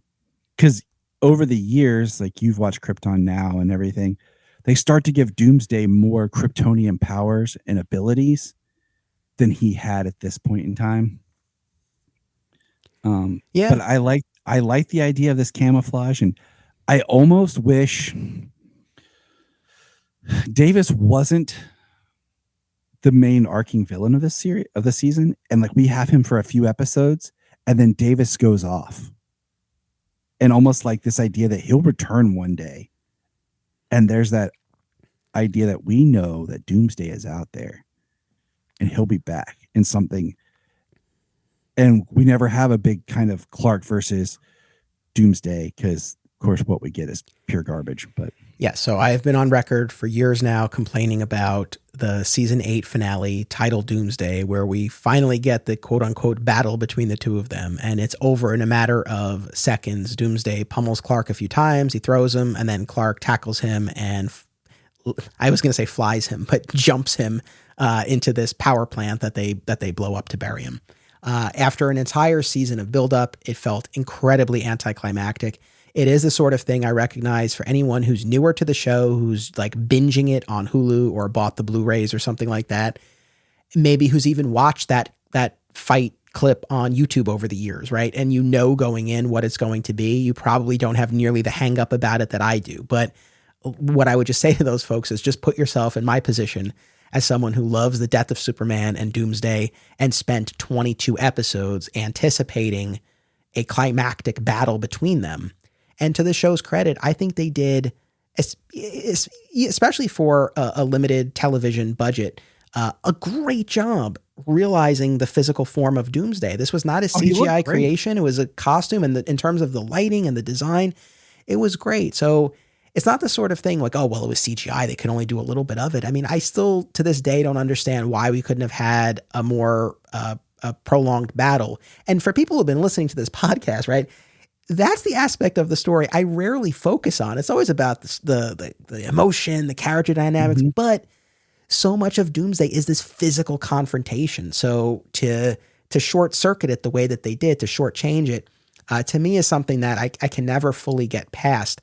However, and I want to just to kind of button up what I was saying before, I think in terms of why we went back to the pilot, why we tied his origin to Clark's, again, they were really trying to build this character up as the final boss of the series.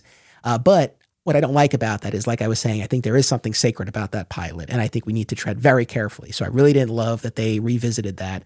I do kind of like Zach's theory that he put forth a few episodes ago and that he's talked about on his show about how Brainiac's time travel to Krypton as it was about to be destroyed, that changed the timeline, and that's when Doomsday was placed on the ship or something like that. That gives me a little bit more peace about all of it, I suppose. Yeah, I mean, I'll take it because if you had some dialogue with that later, like even Clark saying like there's certain things I'm remembering differently, and there could be an interaction between him and Jor-El, like things have shifted slightly, Kal-El, because of the brain construct.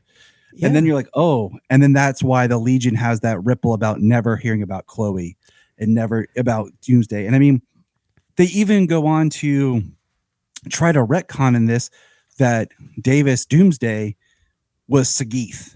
Yes. Going back to that Naman Sagith thing, that he is the Sagith, not Lex, like we had been projecting before. So they're trying to change, and Zach's theory really works. But if that had been identified in series, I think it would have been a much more effective way of how some of this stuff plays out. But I'm sitting here thinking, like, if you had done a little bit different and maybe built up and had the episode, well, not the episode in itself, but the event of when they give Davis the kryptonite shower, kind of been the end of Davis. And then you have like the body, he wakes up like in a morgue and then leaves. And we just have a shot of Davis like traveling down the highway, and it says, now leaving Metropolis. And this idea, like I said, that he's going out into the world and they think he's dead. That gives us really awesome story, like the idea that years later that Doomsday may emerge properly. And they thought they took care of it, and it just ends there. And I think that would be almost more of a Smallvillian way of ending it than what we get between Clark and Doomsday. Because like you said, you're just having two guys battle. He's in a suit, and you could have prolonged and had that battle happen more. And it's been a while since I've watched Injustice and Doomsday back to back, because you know how a lot of times on series, there'll be an episode before the final two or something that's very much a bottle episode, very much small stakes, not much happens, more drama, because they're taking part of the budget for that to put into the final for more of the outlandish, bigger events. Yeah. And I remember watching this and being like really pissed off too, because I was like, that's it. Even for this show and what they were doing, like, that's all you're going to give me. Because by this time I had made my peace that this isn't the prequel series. This is its own Superman story. That's the thing. I know I've talked about this many times, but I still vividly remember that next day working at the comic shop, I was in such a bad mood. I can't think of many, if any, other instances where a television viewing experience like so affected my mood or so negatively. I was so frustrated by what we got. But to your point about Naman and Sagith, yeah, I mean, again, I think that speaks to, look, on the one hand, these Kawachi prophecies are open to interpretation, but I think that very much speaks to, okay, what the show is trying to tell us. Like, this is his final confrontation. They are changing the rules a little bit here because Lex has left the show, and we were at the time seemingly moving towards this endgame. But when you talk about those final episodes of season 8, again, I laid out a lot of the setup before about these blackouts and then starting to kill in order to keep the beast at bay. But when we get into that final stretch of the season, as all of this starts to come to light, and Clark, using his X-ray vision, discovers Davis's killing field where he's been burying all of these bodies, And Tess, as I had mentioned, blows Davis up and then takes him to the mansion and recounts this prophecy to him. And again, Tess is just full on believer at this point, right? She thinks that they need to battle so that Clark can. I think her interpretation is that Clark will die but then return. But in any event, she wants to force this confrontation between them because she feels that's what Clark needs to become the hero for the world. But essentially, what we have happen here is that Davis is exposed to meteor rock and experiences its debilitating effects. And his takeaway is, oh, there is actually something that can kill me, right? Because nothing has worked previously. And when Feora, earlier in the season, possessing Lois, stabbed him, right? He survived that and he returned. And later when he tried to stab himself, like the knife broke. Like to your point earlier, every time something kills him, it's something that he's then impervious to moving forward. So he feels like, okay, kryptonite is the one thing. And so he has Chloe set up this kryptonite shower for him that Clark tries to stop. And Clark has this whole line about everything that's happened to you. It's because of me, right? And we were supposed to be brothers. And I always wonder what would happen if the Luthers had found me instead of the Kents. And of course, we'll see that play out in the Luther and Kent episodes on Earth too. But then ultimately, he starts to rage out and Chloe activates the kryptonite shower and Davis is seemingly killed. And it seems like that's the end of it. And then at the end of the episode, Davis shows up in the basement of the Talon. And he says to Chloe, like, this didn't work. Nothing can stop me. But when I'm with you, the beast doesn't come out. And so she hides him for a period of time. Clark finds out. Clark, to his credit, has a solution of sending him to the Phantom Zone, which to me feels like the best solution in this impossible situation. Yet Chloe intervenes at the fortress and stops him. And she has this line where she says to Clark, essentially, you're condemning him to a fate worse than death just because you don't want to get blood on your hands. And so she stops him and she goes on the run with Davis, thinking that she can keep the beast at bay. But of course, that ultimately can't last. And then in the finale, Clark has this whole idea of, I'm going to use black kryptonite to split the human from the Kryptonian and we'll bury the beast. The Justice League doesn't want to go along with this, Oliver in particular, because he feels like once the beast is no longer tethered to the human side, he might be even harder to control. So they go against Clark. And they abduct Davis and Chloe.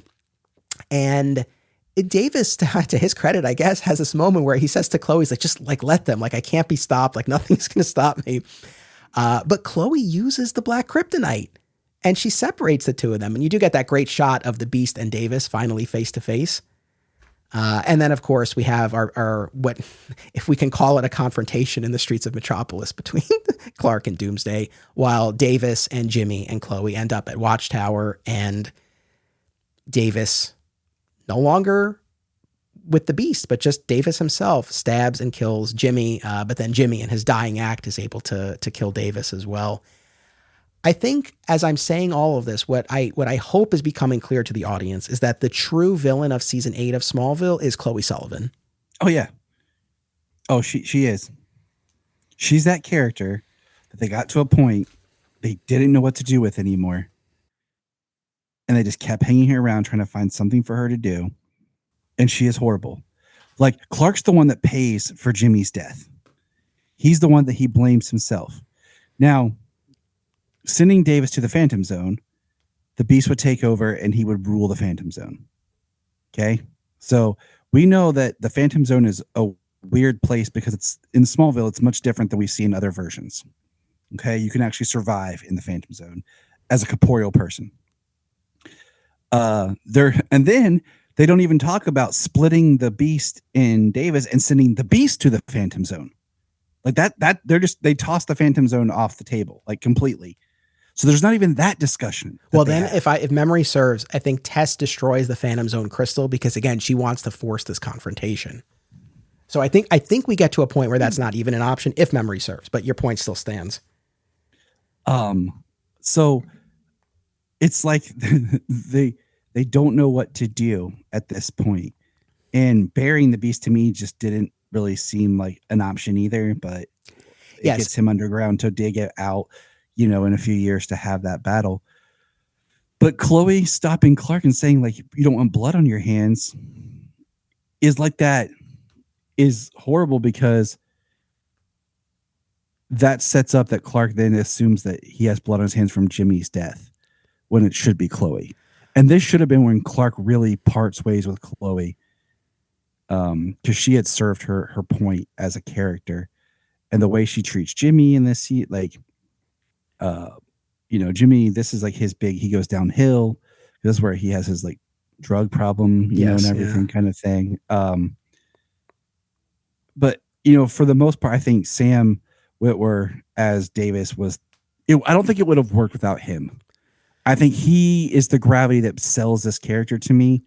And then, Clark in this series, especially, often will take on responsibilities that are not even his. Like, it's all because of me. It's my fault that, we should have been brothers. No, it's not your fault. You were a child. Okay. You didn't do anything. Yeah. So no, listen, man, I agree with all of that. I mean, I think that I give Clark credit. I know Clark, we can be frustrated with Clark at times, but I feel like in this context, between the Phantom Zone and the Black Kryptonite, he was trying to come up with solutions. And whether it was Chloe or the Justice League, people were getting in his way. It also bothers me. I'm really going to speak up for Clark here because Chloe, for example, because you don't want to kill him and get blood on your hands. It's been firmly established you can't kill Davis. So I don't know even if he were going to kill him, what do you expect him to do? Same thing with the Justice League. I mean, I don't know. When they had Davis tied up, I don't know what their plan was or if they were just going to bury Davis. I think maybe that was the idea. I don't know. But every time there was talk of, well, why don't you just kill Davis? You can't. I mean, I feel like we've been down this road. Yeah. Like you would kill Davis and then he would come back in another moment. And, just to jump back real quick, I want to hit on this real fast. You mentioned that Lois was possessed by Faora, much like Zod was possessed by Lex. And and once again, I think that's just they use Lois because they have her, they don't know what to do with her, and they need someone to be Faora. But it was neat, that Doomsday was kind of engineered by Zod and Faora. And I think that would have been interesting if in that conversation was something about, like we talked about earlier, how Zod led to Krypton's destruction. Maybe playing around and creating a destroyer or something, is part of what's hinted at. I just feel like maybe they wrote themselves into a corner with this and they didn't know what to do because they wanted to up the stakes. Because I mean, Oliver with not Flash, Impulse. What are they going to do sitting there with Davis? And no, absolutely. And not to just continue dumping on Chloe, but I have to here. Not only did she do everything I laid out, but even prior to that, early in the season, Davis confided to her. He's like, I have blackouts. I might be the serial killer. And Clark does call her out on that later in the season. He's like, why did you say anything? So there's that. And then she doesn't believe Jimmy in the Turbulence episode after Jimmy's been MIA, after he was attacked in Bride, and he finally comes back and he's on pain meds and he's injured and he's angry and he sees Davis committing or cleaning up one of his murders, but no one will believe him. And Davis, throughout the episode, drugs him and makes it seem like Jimmy's crazy. So I don't know. I feel like Chloe at every turn made the wrong choices. And as for Davis himself and Sam Witwer, and I know Sam Witwer has talked in interviews about being kind of miffed at the conclusion for Davis. The fact that I think in his mind, he was playing Davis as a good guy who was saddled with this darkness. And I guess it was a surprise to him when once that beast was removed, Davis still had that darkness and committed this heinous act of killing Jimmy. I have to say, I actually think that was one of their good choices in this Davis storyline, because in going back and rewatching these episodes, yes, you could argue Davis is doing these bad things because of the beast, but I don't know. I just don't think he's that good of a guy. He's flirting with Chloe from the start when he knows she has somebody. And then even though he's targeting quote unquote bad people, he's killing, he's making Jimmy think he's crazy, making everyone think Jimmy is crazy. I mean, You get to that season finale and this notion of like, oh, it actually wasn't just the beast. Davis is a monster. I can buy that. And it's hard because Sam Witwer is a great actor. And I think he made Davis as compelling and endearing as possible. But I think the show's point about Davis, I'm not going to take them to task for that. I think that was actually a good payoff in my mind. I agree, because like you just said, playing him as someone who I have to protect my secret kind of thing. And like, Jimmy's crazy. He's drugging Jimmy, like when he hits those points, that's when it's like, you're seeing Davis is not a good guy. Like Davis has his own issues. that it's not just Doomsday, that what he turns into. You know, it's a Jekyll Hyde kind of thing. And, you know, with Hyde being the Doomsday and Jekyll, and that's a way of looking at it. Like Dr. Jekyll, was he good all the time for creating Hyde, you know? But yeah, I think Davis never realizing that Chloe was with him to kind of help keep the beast, I think was part of his ignorance at the same time. Yes. Is that, you know, that's where he like flips the script where he's like, you're just with me to protect them. You know, I think that just plays into that he wasn't really reading the room and understanding what was going on.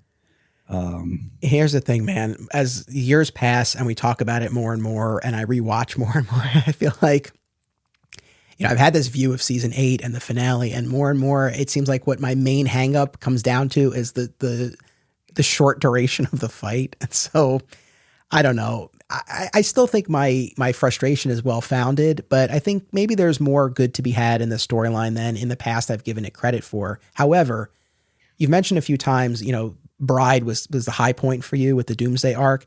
And that's the mid-season finale where we have the Jimmy Chloe wedding and the beast attacks, and they do it kind of found footage style. And it's awesome. Tremendously effective. And here's the thing, and then we'll move on to season 9. But with season 8, I feel like, unlike season 9, 8 was very much a season at war with itself. I think it's kind of a bifurcated season where half the episodes, essentially the episodes that Lois appears in, tend to be among the lighter episodes. We have Lois and Clark investigating, working a case, having their flirty banter. And the other half are these much darker serial killer Davis-esque episodes. And we got what we got, where they kind of bounce back and forth. But I look back and I say to myself, man, I wish they had kind of just looked at this as season 8A and 8B. And maybe the first half of the season could have been full on Lois and Clark in Metropolis working cases. And then she activates the Legion ring and she disappears, or she goes off on assignment. And then the second half is just like dark noir serial killer on the streets of Metropolis, culminating in the battle with Doomsday. And then it's only half a season of buildup. Like, I think there's a way this could have worked better, but the bouncing back and forth in the end, I don't think really served the season well. I 100% get behind that. Because I'm looking right here, like I have over here on my other screen, like IMDb up. So I'm looking at all the episodes. I think if you would have had that, what you just said, it would have made the Doomsday stuff so much more better. And then you could have felt like that kryptonite shower was a climactic ending to the Davis storyline. And then kind of go with what I was saying. Because then you have like Eternal. Then the next episode is Stiletto. Right. Yes. Which is very much a filler. And, you know, you have Turbulence, then Hex. And it would make the trajectory of the season so much stronger than trying to find a way to pay off Doomsday at the end with something big, because you've already had all these minor, smaller buildups. I think by pushing all that other stuff up, you're looking at what this season is, 22 episodes. Bride is episode 10. So potentially you're looking at about, you could pull off like 10 to 11 episodes of just the Doomsday storyline. And, you know, my last kind of closure thing here is Eternal. That episode, I pretty much could have been okay with scrapping almost all of the retconning with, you know, young Davis and all that. Cause I feel like that's where it kind of gets bogged down. Yeah. No, I think there are ways that could have addressed what we're talking about here. Pour one out for Henry James Olsen. I just want to say real quick here, he was the first one to notice the sparks between Lois and Clark. He was the only one to make the connection between the red blue blur and Clark Kent.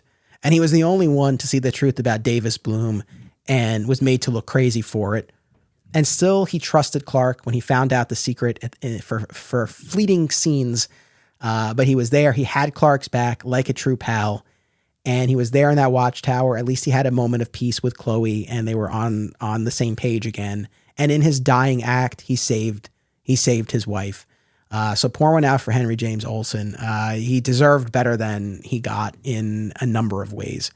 Now, to launch us into the final 2 seasons of the show here, follow me on this. I wrote it down. All right, I'm with you. So there's a line in Lazarus, the season 10 premiere, when Clark is talking to Ghost Jonathan. And it's like, I love this scene and we've talked about it, but Clark says to Jonathan, he's like, I feel like every time I do something right, I do something wrong. So let's kind of track a little bit of this here. One of the reasons why Tess is trying to maneuver Clark and Davis into a final confrontation is that there's also all of this business with the orb, this purple orb that Jor-El had sent to Earth to be used to control Clark if he couldn't be trusted with his powers. And as we've talked about, the way what that actually meant was that it would remove his powers. And that's what happens to Clark at the end of season 7, beginning of season 8. And so after Doomsday is defeated, this orb activates. And the final shot of season 8, we have Tess looking out onto her lawn, and we see Zod just from the back, right? Sam Witwer, because that was the whole plan, was that he was going to play Zod, but he pushed back, and he enforced a very strict literal reading of his contract, and he got out of it. But the original idea was that Witwer was going to play Zod in season 9. And because Faora even said in Bloodline, she's like, oh, you look just like your dad. Yeah. But okay, so Jor-El sent this orb to Earth to control Clark by stripping him of his powers if ever he couldn't be trusted. Also, upon the defeat of the Destroyer, the orb would release these clones of Kandorians, right, whose DNA had been collected well before the destruction of the planet. But in another fail-safe move, Jor-El had irradiated with the blue kryptonite so that they wouldn't have their powers, they wouldn't be able to enslave humanity. And Jor-El also sent to Earth the Book of Ra, which in the event that, I guess, even powerless, the Kandorians posed some sort of threat, that they could be banished, they could be sent away to another realm, another planet for them to leave. But upon using the Book of Ra, which Clark will do at the end of season 9, it is going to open this tear in the fabric of reality that will allow Darkseid to enter this reality. When Clark says, every time I do something right, I do something wrong, I mean, when you lay it out like this, it's like defeating Doomsday opens up the orb, which releases the Kandorians, and then we'll talk more about that. And then setting them away with the Book of Ra unleashes Darkseid upon everybody. I also have this, I mean... That's just called bad writing. Well, here's the thing, and I know I know I want to move us along, and we're going long, but all of these episodes are, and I appreciate you riding with me on this, because it's like, at a certain point, I guess I kind of appreciate the instinct to want to have one thing lead to the next and to want to have this connective tissue. But at a certain point, the level of forethought that Jor-El had is beyond the realm of believability. Yes. I think it should have just been that they couldn't figure out how to open the orb and then test us something that just opens the orb. Yes. There should have never been a connection between the orb and the Destroyer. Because, I feel like that's writers trying to pick up a thread that just kind of ended, because, we have season 8 is when we have the new showrunners. It's more Metropolis based. I feel like they're like, well, you know what? We'll kind of go back to that orb thing and we'll make it Kandor. Because I wonder if that was the plan in season 7, if that's what it was going to be. I highly doubt it was. Okay. I think they're like, we can make it Kandor, and I have this idea. Great. I just think that should have been Tess figured out how to open it and release the Kandorians. Okay. I don't think it should have been tied to Doomsday, because then if it is, then you're sending your son in a rocket that the Destroyer is going to go to. Like, there's too much of like forethought. Like, just because we've even talked about with the Power Stones and everything of like sending to Earth, and this is going to have like, that doesn't work for me. Now, sending the Book of Ra could have been something where the Book of Ra was just Kryptonian knowledge, and that with that book, he could find a way to send Kryptonians away. That's not like that's what it is. Right. Having all this Kryptonian knowledge of their people and with the tech that he has from the fortress, he could send them away because it recognizes the Kryptonian DNA and would remove them from the planet and put them on another planet. Okay. And then the idea that it, by doing so, rips a fabric and allows Darkseid in, that I can buy, because we know fourth world's supposed to be, it exists outside the multiverse, and that kind of brings attention to Darkseid moving around, because like I said, it's not Darkseid the person, it's more like this essence, like his spirit is out there kind of thing. So that one I can kind of get a little bit more behind, but I don't line up with the, oh, now that the destroyer that we didn't know about, that, because you also got to think, when they created these clones was during a civil war, years before, you know, Zod would be a grown man. Like, he's still Major, he's still younger, and he would create Doomsday with Feora, because Feora, we see even the clone Feora is very innocent. Yeah. Very much in love with young Zod. She hasn't been corrupted to be the Feora that we saw possessed by Lois. So the times table is just too much. You know, like, I looked at the orb as Jor-El's way of creating an arc of, if anything ever happened to my people, they would be clones, but they would be Kryptonian to continue on our species. So I feel that that's just writing done bad, to try to be like, okay, this happens because of this and this and this and this. And then once it goes back to Clark can't do anything right. And I think that kind of goes back to where we talked before about his passiveness, where he waits for things to happen before acting and not being proactive. But now it's like he's being proactive, but he can't do anything because every time he does something else, it triggers something worse. And that's just making our hero look like an idiot. Yeah. Yes. No, I know. I think it does ultimately kind of have that effect. And I think the mythology starts to crumble under its own weight. This podcast is an affiliate of BCW Supplies. The next time you need to restock on comic book bags, boards, boxes, and more, be sure to use promo code FSP to save 10% on your order. That's FSP for Flat Squirrel Productions. It helps support the show too. This podcast is made possible by the support of our Patreon community. Sign up for a monthly or annual membership at patreon.com/Anthony Desiato and choose from a range of rewards. This week, I want to spotlight our DC Tourist tier, which includes exclusive access to the monthly spin-off podcast Beyond Metropolis, where we apply the signature digging for kryptonite approach to the rest of the DC universe. Sign up today, and thank you to all patrons. All right, at last now we get to seasons 9 and 10 and our final two big bads for each of those seasons. Major Zod in season 9 and then Darkseid in season 10. So season 9, this is the main arc for the year where you have Major Zod and these Kandorians who have been released. They don't have their powers. They don't know why. They were cloned right before this major battle back on Krypton, years before its destruction. So there's a whole portion of Kryptonian history that they don't have. Clark eventually reveals himself to them.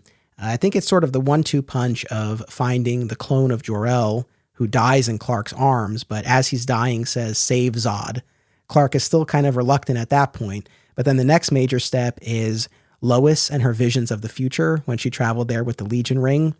And what Clark learns from seeing all of this is that in this future where Earth has been taken over by the Kandorians, Clark had tried fighting Zod and lost. So between the words of his father to save Zod and then seeing this vision of the future, he tries a different approach. He tries to approach and befriend the Kandorians. So it's a big moment where he finally reveals himself to Zod, and Zod tells all the Kandorians to kneel before Kal-El. But the piece, as it were, is relatively short-lived, because right away Zod is pushing for Clark to help the Kandorians obtain their powers. And Clark at first is like, well, I can, I don't know how. And then Zod tries to get at Clark through Lois in that episode as the episode Disciple. And the reason why it stands out is at the end of that episode, they're up on the crow's nest where Clark is usually perched. And he says to Zod, he's like, "I'm not going to help you get your powers." And he goes, "If you go near Lois again, I will destroy you all." Which, when we get to season 10, there's all this talk about the darkness in Clark's heart. That was a line that was particularly striking to me, no? Yeah. I mean, this is the Clark who's coming out of his, I'm ditching my human side. I'm just embracing my Kryptonian side. And he's actually seeing other Kryptonians. So he's, looking at, is this really kind of who I want to be, what I want to be? Who am I? And I think it's also, in a sense, him discovering how he truly feels for Lois and not knowing how to process that. So it comes out as like that jealous boyfriend kind of thing of like, I will destroy you all, because he's like, don't mess with my woman, man. Don't mess with her. Like, he's becoming protective of her. Like, you don't mess with, her. And I think it's part of his just development. Yeah. And I think this season, whoever's idea was this was probably one of the more intelligent things on Smallville, as far as plot of like this idea, like, hey, that orb, let's make it Kandor, and it's full of clone Kryptonians with Zod, but a much younger Zod who has no memory of who he becomes. So now you have Zod, but you have this very much malleable playability and a whole different kind of dynamic between what him and Clark, because Clark, even in like Superman the movie and such like that, Zod's still an older figure to Clark. This is kind of like Zod being almost a contemporary. And we've said before that once they got out of high school, they just were kind of like, okay, don't worry about how old they are, just kind of look at the actor. So like, all of a sudden we don't really care that technically Clark's only what, 23, 24? Yeah. Right here. But you can kind of just look at Tom Holland for who he is and be like, okay, that's Clark.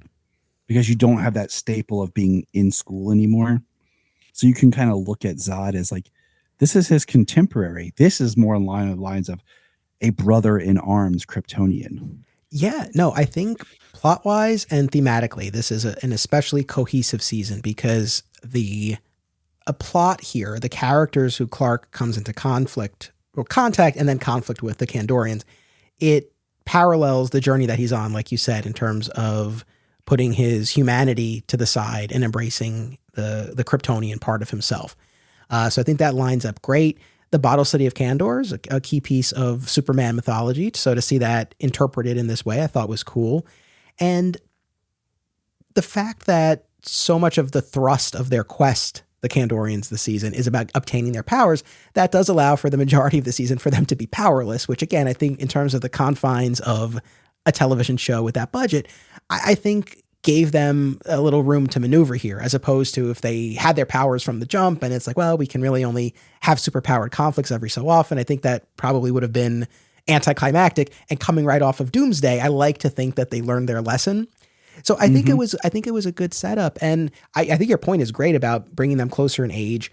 And it's not unlike, well, it's similar to Lex in the sense that, we know kind of where this is headed. I mean, with Lex, it was different because Clark didn't necessarily know at the outset, right? Lex was his friend. He thought there was good in Lex.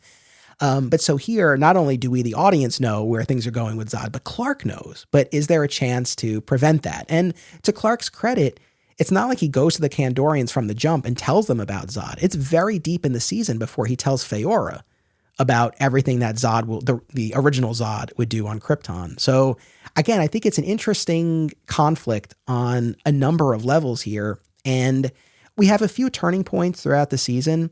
One is Zod finds out that one of his subordinates killed Jor-El, right? Because that was an ongoing mystery for a few episodes. Zod had captured Jor-El because he thought Jor-El was the Blur and that Jor-El had obtained powers and was keeping them from the rest. But according to Zod, Jor-El was alive when they parted, yet somehow he ended up dead in Clark's arms. And so we find out it's Aaliyah, I believe was her name, one of Zod's subordinates. And so he kills her for Kal-El, as he says, right? So Kal-El, once again, wouldn't have to sully his hands. He did that for him. But that's a turning point for Clark, I think, where he goes beyond not just he won't help them get their powers, but now he actively takes the step. He uses his heat vision. This is a defining moment. He uses his heat vision to destroy that solar tower that Zod was building, which was going to turn the sun red, which, don't get me started. How the hell does this make any sense? That turning the sun red is somehow going to give them powers. What is this?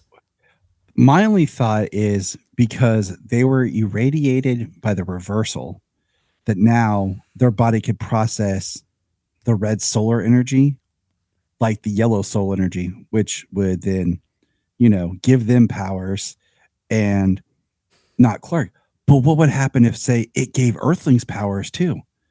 Like our bodies process the red solar energy. Then all of a sudden everyone on Earth but Clark has powers. Yeah. I mean, this was another one of those things that I absolutely could not buy. But then immediately after this, Zod is shot and dying, and Clark uses his blood to save him. And unbeknownst to Clark initially, the most Jesus moment in the entire series, where I thought that the imagery went a little too far, you know, and I'm not like, I have my religious beliefs, don't get me wrong, but even then, like when you're trying to do, there's making imagery and making references, then literally having a kryptonite nail put through the palm of his skin and squeezing blood is like one of those, like, okay, now you're just a little too far with your imagery. But you know, with Zod killing for Clark, that could be something that's a good way of showing clash of culture, where in Kryptonian culture, this is how we handle this. This is how it would be done on Krypton. And then Clark's like, well, we're not on Krypton. Like, and so you have this clash, and where Zod's like, well, I can't be excused for doing what we do as people compared to what you do. So like, you can really build this story out of where this is Clark's really his lesson in what Kryptonian culture really is, because yes, he met Raya. Yes, he met and dealt kind of with Kara, but they didn't really kind of go into like who we are as people and their culture. But now you have a large group of Kryptonian soldiers, might we add. So that in itself is a different mindset of person. And Clark's learning about who his people are from their perspectives. Yeah, no, absolutely. I mean, that's, I think, anytime, whether it's in the comics with the New Krypton saga or something like this, I think it's interesting. And where the divide really starts to form is that Clark helps. I mean, a lot of this ends up being off screen. You only see a little bit of it on screen, but Clark, essentially where the divide happens is Clark is trying to help the Kandorians assimilate into regular society and get jobs and places to live and all of that. And Zod, again, still is on this quest for power. And once he has the power through Clark's blood, he's able to then use that blood to bestow powers upon his other followers as well. I mean, the interesting thing with Zod here is, I guess the big piece that we haven't mentioned yet, the backstory that we learn in the Kandor episode is that, yes, not only were Jor-El and Zod these friends and allies, and Zod spoke up on Jor-El's behalf in front of the ruling council when they were going to punish him for wanting to stop this cloning experiment, right? So they had been friends and allies, but why they turned was that Zod lost his son when Kandor fell, and he brought a lock of hair to Jor-El and wanted Jor-El to use that to create this clone of his son, and Jor-El refused.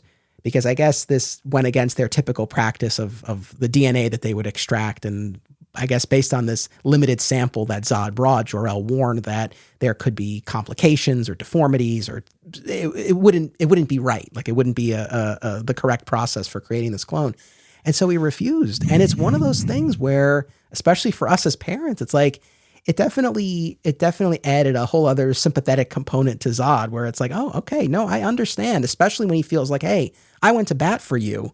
I had your back, and now you're turning your back on me for my son. So that was a really, really critical piece of backstory. It also helps open up how Zod was able to make Doomsday, because if right there you're talking about there's going to be deformities and issues, and then we know that Davis was supposed to be kind of like Zod's son, it kind of goes back to, oh, look what did happen when Zod, you can kind of put the pieces together in your mind that Zod decided to do it himself. Yeah. And look what happened when he decided to do it himself. And I mean, and that's why I think the whole with Doomsday thing could have been interesting, that Zod sent his own ship or something with his son in it, mirroring Jor-El, instead of having the Doomsday weird egg thing, liquid goo on Clark's ship. Like, I think if you just would have had Zod send his own ship, but yeah. Yeah. I mean, the other thing, so I guess that adds a lot of sympathy to Zod. I guess the flip of that is I'm torn on this, like whether or not this works for me. I guess I look at something like Michael Shannon's Zod and Man of Steel, and I felt like that motivation was so compelling, because there was all this business about the Codex and the possibility of actually bringing back the race. Here, the Kandorians were alive. They could live their lives on Earth, but Zod wanted them to have this power. I mean, he wanted to bring forth this new Kryptonian age with them as rulers. So he comes. I guess I don't even know what do I want to say about this. I guess I just feel like the Zod that I've really come to I not identify with, but the Zod that I find more compelling or that I gravitate towards is when it goes beyond being power hungry. Right. Yeah. When it's really more about the preservation. And I feel like the Zod that we got here from the jump, it's all about the power and they're going to rule. And yes, I mean, he does talk to Clark about this idea that they can't trust the humans might turn on them. They need to be able to defend themselves. So it's like, okay. But I guess for me, it just kind of fell into he wants power kind of quickly. And it's fine. I mean, when you think about Zod, I don't think I can begrudge the show for that approach, but I guess I've come to look for something like a little bit more nuanced out of my Zod. Well, I mean, we haven't talked about it too much before, but Zod in the comics is very unbalanced. I mean, we hit on a little bit before when we talked a little bit about Ruby Spears stuff, the Zod that was portrayed in there. And in the comics, no matter when you read, there isn't a great defined Zod. And they even have trouble with like what Zod's symbol and stuff is. Like, the biggest Zod is always, Terrence Stamp. And he's very one-dimensional character, let's be honest, in Superman 2 and Superman the movie. And I think Kellen Blue is playing out of that with more to it. But there's also the line somewhere in there, I remember, where he says, the powers that are our birthright, that we were promised, that we should be granted being on the yellow sun. And that goes back to our conversation we've had, and you've had with everybody, about them having way too much knowledge of Earth before getting there. So he feels that being Kryptonian, he should have powers because that's who he is and what they are on this planet. So it's a combination of the power, but also being true to being Kryptonian. Like he doesn't want to be an Earthling. He's Kryptonian. And on Earth, a Kryptonian has powers and we are this. Compared to selling like in a bookstore in a little shop, like some of them, had and do as they try to. And then to throw it all in his face, you have the son of Jor-El, the person who denied you to have your son, running around with all of his powers. So I think there's a lot to play into that. Just his ego. We know he has an ego. He sees himself above, because even with his people, he betrays some of his own people. Right. Well, he kills Feora and their unborn child. And like I said, that shows that this Zod had the potential to not be the Zod that we know, because this Feora doesn't become the Feora that we know. Right.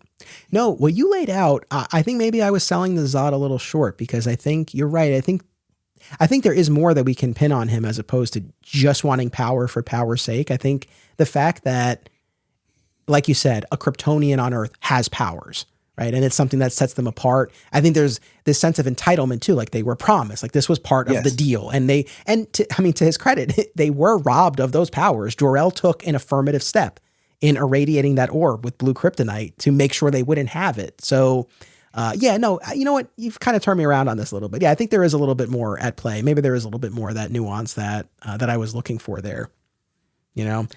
I think Kellum was given a thinly, like if you're just looking at it from betrayals before, and like I said in the comics, there's not a whole lot of meaty Zod stuff till this. I think I'm looking at the times table, like we're in 09. I'm working backwards in my brain of when Jeff Johns did that run with Richard Donner and stuff, and what Zod was doing in the comics and where he really 2006. That was like right after Infinite Crisis. Yeah, so we had that story, but I think he's really defining a character that had been thinly done, and I that's why I think that's part of why season 9 works so well, is because we have a villain from the beginning. It's not a mystery. He's out in the open, but there's this frictional relationship between him and Clark, because Clark's trying to lead a group of people that in some ways he's not equipped to lead, because he is their culture, but he is not of them. He doesn't know how they operate. Zod knows these people, so they're looking to him and they have a loyalty, And it makes a really great dynamic and breeding ground for story. You know, he's this master manipulator. He poses as the Blur, right? Mm-hmm. He, again, has this public face as the man behind the solar tower. He's in league with Tess, who, again, once again, thinks she's saving humanity, but will ultimately help Clark by turning over the Book of Ra to him. And this all builds to this final confrontation of the season. You know, Zod has given his followers powers and they're about to launch their attack. And in fact, they do launch their attack on monuments across Earth. And in the finale, it's a bit of a back and forth for Clark where he believes his destiny is on Earth and that he's not going to use the Book of Ra to send them all away, which of course would take Clark away as well. But ultimately gets to the point where he feels that is the best path and that he's going to leave Earth in the care of this team of heroes he's built. And we get this final confrontation on the roof where he's able to outmaneuver Zod. He's able to get Zod to admit via whisper that he, not the humans, was responsible for killing Feora. You mentioned Checkmate. He killed her because he found out she was working, or at least taking steps to work with Amanda Waller. But what Zod doesn't take into account is that all of these other Kandorians he's shared his powers with have their super hearing, and they hear this, and they turn on him, and they decide to go along with traveling to this new world rather than conquering Earth. And then we have this showdown on the rooftop that we've talked about on the podcast before and may very well come up again next week, where Zod takes out the blue kryptonite dagger, right? Because he's not going, right? And this will keep him from ascending, right? He won't be registered as Kryptonian, so he'll be able to stay on Earth. And he and Clark have this epic, badass, rain-soaked battle. And in all black. In all black. It's great. And the blue dagger is keeping them there. And no power. So again, we can keep the budget relatively manageable, but the stakes are personal and it's intense. And it works. And Clark, in the ultimate self-sacrifice, plunges the dagger into himself. It says, "You already destroyed one world. I won't let you take this one," and falls off Christ-like. See, and that imagery is all right. Yeah. Because how many times do you make with your hands spread out? You know, that's okay. But nail in the hand, a little tough, a little much. Yeah. But Zod, again, charismatic, but manipulative and akin to Lex in certain respects. He's always quoting history and philosophers, but it's interesting because it's from the perspective of a non-human, right? Like there's this an element of curiosity, right? That he's exploring this world that he's on. So shades of Lex in certain respects, but I feel like they really were able to carve out something really, really singular for this, again, Major Zod, who becomes General by the end. But yeah, I mean, this was, again, faithful to what we think of Zod in a lot of ways, but again, also through that Smallville filter of showing us an earlier iteration of the character. And then, like we said, you get to Dominion in the final season and the two versions of Zod combined. Like they really did a good job with this, with Zod. Yeah. I mean, doing Zod as the younger version was a way of doing this character through that Smallville lens without negating who the character is. It was a really nice, instead of being that Phantom Zone criminal, it was a way of coming back around and doing a whole new spin. Yeah, no, solid season, solid take on the character. And then at long last, we make it to season 10. Really, I think the main thrust of season 10 isn't even necessarily Darkseid himself, but rather this idea of the darkness, right? So this show's take on Darkseid is less he's the ruler of apocalypse, and more so he's this personification of evil and can prey upon the doubt and fear and darkness in someone's heart and corrupts. And that's primarily the form that we see this take. And we get our first glimpse of Darkseid in this smoky form at the end of Lazarus when he emerges through the crystal chamber, right, on the rooftop where Clark had used the Book of Ra, right, because there had been this tear. And we knew going into season 10, Darkseid was going to be right. If memory serves, I think we knew. I don't remember, because I just remember sitting there watching Lazarus with Jania. And when the smoke comes up and it makes the Darkseid face, I remember grabbing her leg real hard out of excitement, like, Darkseid. And she's like, ow, because like I just grabbed too hard. She's like, I mean, I can't imagine that we didn't know, or at least that it wasn't rumored. But honestly, even if we knew, still to see that brought to life on screen, and I know much has been said and probably mocked about the Darkseid smoke monster, but still at the time it was definitely striking and intriguing that the show was going to attempt dark side for its final season. I I'll just say it.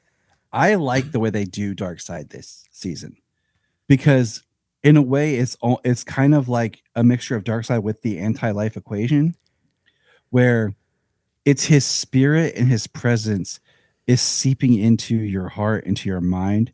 And like, at the end of it, we have the planet apocalypse coming. So it is like Darkseid is coming. Because I mean, we do have the evil three of Godfrey, Granny, and Desaad already on Earth, filling the world with the evil, the anti-message, and you have the ultimate battle of light versus dark.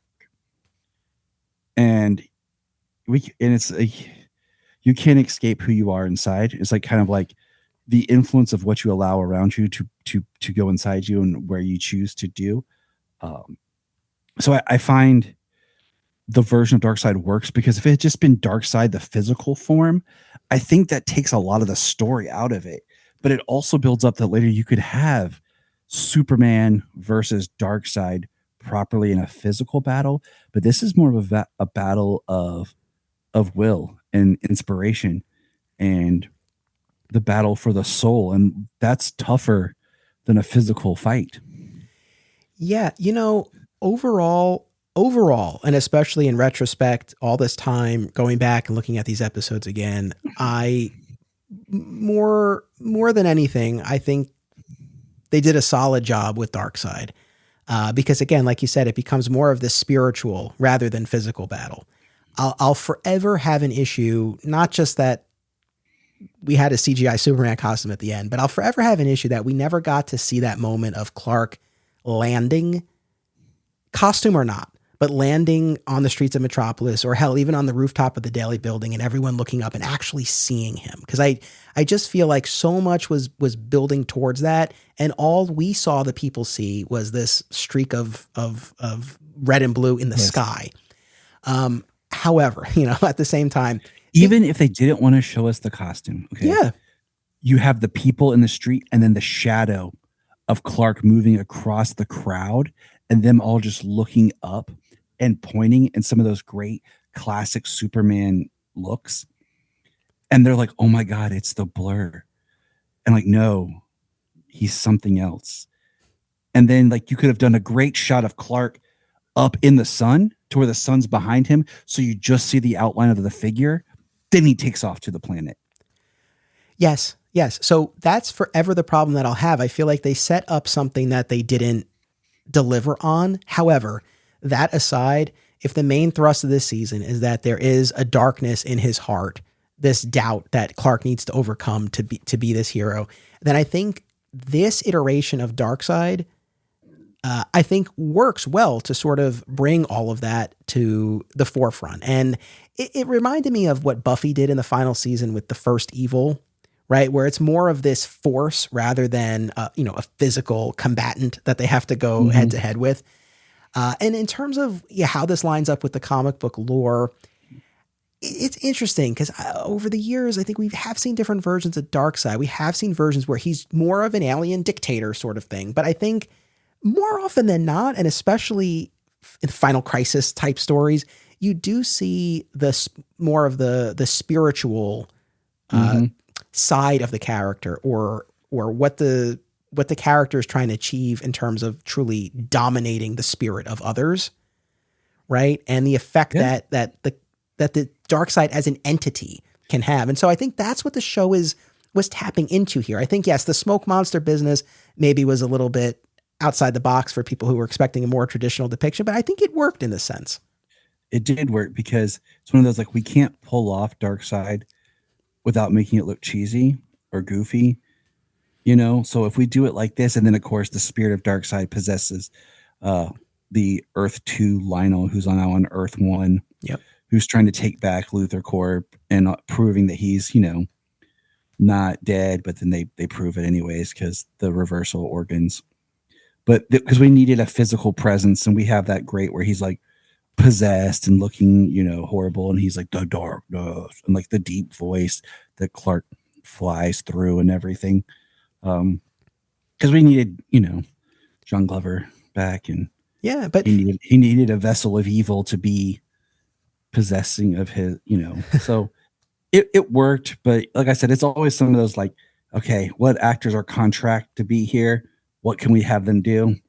All right, you're possessed by your dark side. Yeah. So like, I mean, it would have been interesting over the course of the season. Like you said, we encounter Gordon Godfrey in the episode Supergirl. He's this broadcaster and author that Darkseid possesses and comes into contact with Clark. And this is where Clark has his first face-off with Darkseid. And Darkseid, in the form of Godfrey, talks about how Clark wears his sin on his sleeve and he's at war with himself. And I can sense your doubt. And he's ready to pounce, but that's when Kara bursts in and uses her bracelet to deflect Darkseid. But from that point forward, Gordon Godfrey remains a minion of Darkseid. The next one we'll meet is Granny Goodness in the Abandoned episode, and that's when we get all of the backstory with Tess. And Granny had made a cameo at the end of season 9 when Tess was injured, burned by Zod, and in the hospital. So we did, we did kind of have a sense of where we were going with that. And then Abandoned also introduces us very briefly to Desaad, who has all of these S&M clubs across the city. And yeah, then, that was great for this, like Smallville. Like, hey, let's get into S&M. And then Clark and Desaad face off in the episode Masquerade. And at that point, Desaad makes this point about how Clark is now incorruptible. He can't be taken over. And this is the point in the season. Clark has gone on this journey that we've talked about in previous episodes. He's had his homecoming. Right. He's let go of the guilt. He's trying to live in the moment and all of that. So he's kind of overcome that step. And by the time we get to Dominion and we're in the Phantom Zone, we find out that Darkseid had made this deal with Zod, right, to try to keep Clark there in the Phantom Zone. Now it's not, I'm trying to possess him. Now it's just, I'm trying to get him out of the way. And then even before that, in the episode Scion with Connor, at the very end, Alt Lionel is at Lex's grave and Darkseid manifests. It's the only other time, if I'm not mistaken, I think it's just in Lazarus at the very end and the very end of Scion where you see, and then in the finale when Darkseid trades Lex's life for Lionel's soul, right? I think those are the only 3 times where you like actually see that smoke form of Darkseid. But anyway, so again, across the season, Godfrey, Granny, Desaad, like we see the minions. And then, like you said, in the finale, he does possess Lionel. That's where, I mean, I feel like, I know you have John Glover there, but it's like, don't waste the man's talents. I mean, I felt like to just turn him into that puppet, I will annihilate you. I don't know. For his last scenes is like Lionel. Yeah. His last scenes is this character, even though it's kind of Earth 2 Lionel, his final scenes is him playing puppet to Darkseid. Yeah. I mean, overall, I think as Clark is kind of wrestling with becoming Superman, like Zach and I talked about, in the end, he wins by becoming Superman. Like that's the final test. And so I think that's what this is set up to do. Now, you mentioned the Apocalypse Planet, and this is the part that I always get hung up on, because if Darkseid is just more of this force, cool. But then he also has a planet. That's what I'm saying. Like, it's like he sends, like almost like astral projection. Yeah. Like he sends his spirit out, and it's like part of like his growing darkness. That's what I'm saying. Like this Darkseid represents almost a Darkseid that already has the anti-life equation, because he's spreading it through himself and creating this, and it's Superman's and Clark's ability that is fighting. It's the internal battle that he's inspiring, that we fight the oppression of the anti-life equation, the subjugation. No, you know what? Honestly, I like that. I've always been a bit hung up on that because it always felt like pick a lane. That was always my feeling. Like, pick a lane with Darkseid. Is he a force or does he have a planet? But yeah, maybe that force was kind of the advanced scout. And then, of course, at the very end, Clark pushes the planet away and becomes the light and lifts the earth from darkness. I mean, you look at it like he sends out his power in a sense. Then he sends his 3 disciples out to make way for him. Look, if you're doing the final season of Smallville and we've had 7 seasons of Lex and he's at most going to make a cameo appearance in the finale, and we've done Doomsday and we've done Zod and we've done Brainiac, I give them credit for kind of swinging for the fences with this version of Darkseid. I do think, if you go into it, and I probably did go into it in the beginning, right, more with this eye towards something a little bit more literal, more physical of a confrontation, it probably leaves something to to be desired. But I think if you do go in looking at it as Clark needs to overcome what's holding him back, and this force that is going to manifest at various points throughout the season, that's what he needs to get past. And that's what the conflict is going to be. Then I think you get more mileage out of it. And in that finale scene that I've talked about, where he encounters the ghost of Jonathan once again, and he says, "I need your help." He goes, "I faced Darkseid before. He almost defeated me. He knows my weakness." Right. And that's what Clark experienced in that Supergirl episode. And Jonathan says, "But he never saw the man standing before me now." Right. Really reflecting that journey that Clark had gone on. So yeah, different take, but a cool one, man. I also think it's a very valid take. Like, unlike some of the other ones we've talked about, like, I think it doesn't negate Darkseid of who we know him to be. I think it's just another layer that it works. I don't feel we really cheated. I mean, I had mixed opinions about the whole thing back when the finale happened, because, you know, I expected out of the finale to be a little bit more of like a whole Justice League type battle. And then the structure of the finale episode threw me off, and there's a lot more we could break down. Yeah. Well, here's the thing, real quick. I mean, with the Doomsday arc, Zod, Darkseid, it's like in every instance you feel like you're going to build to like this really big battle at the end, but it never gets there. Like the Clark Zod battle is really satisfying, but they're powerless and the rest of the Kandorians are gone. It's like you never get, oh my God, the Justice League and the Kandorian army, they're going to fight. It's like this show was just not built for that. So it's tough because I feel like it does create an expectation. And it's one of those things like we talked about. I don't know if I've talked about before. Is like a farther a show goes, even when it's successful, there always is where budgets get smaller, because what happens, you start getting more actors who are main cast members that start getting that pay bump, because now they're going from day players or guest stars to recurring characters or full-time characters. So their salaries increase. Well, that takes away from your budget for episodes. So that's why, like in the latter season, we joke about it's the same one street Metropolis every time, because you only have so much to shoot, you know, and then you get smaller sets because they have to cut back on budget. So it's the same thing we saw in Supernatural, you know, where they find ways to cut costs and however they can. And, you know, it's just like anything else. We've had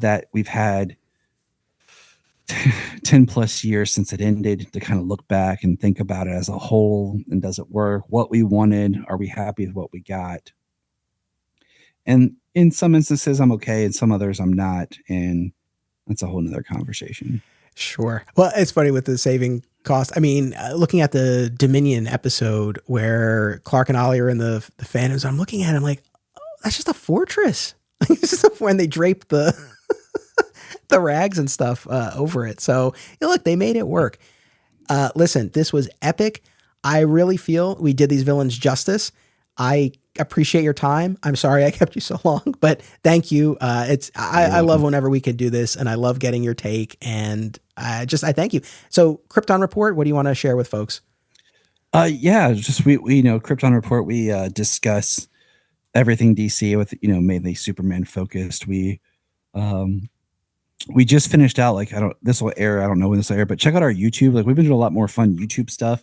Every month we do a YouTube special. For September, we celebrated Batman month, where we did a bunch of different Batman specials and stuff over there. Every Saturday morning on our YouTube at 8:30, between 8:30 and 9 a.m., we are doing a live rewatch of Superman the Animated Series. We're making our way through that, so come check that out. But yeah, just find Krypton Report wherever you get your podcasts. Awesome. I will put the Krypton Report link tree in our show notes, and I hope everyone will check it out. Tyler, thank you so much for joining me. Audience, I always appreciate you tuning in. And don't forget that Tyler and I have a special bonus episode coming your way in just a few days on Friday, October 18th, as we continue our discussion of the Smallville villains. We'll be talking Mxyzptlk, Maxima, Toyman, Metallo, Silver Banshee, and Ultraman. So that drops on Friday. And then next Tuesday, always hold on to Smallville host Zach Moore will return as he and I count down the top 10 Smallville episodes. It's the grand finale to the Trials of Smallville and a Superboy fan journey. You don't want to miss it. Until then, as always, it's about what you do. It's about action. Be sure to check out our sister podcast series, Another Exciting Episode in the Adventures of Superman, an episode-by-episode breakdown of the classic George Reeves television show, available wherever you get podcasts. Please join us on social media, become a patron, and subscribe, rate, and review today. Links are in the show notes. Thank you all.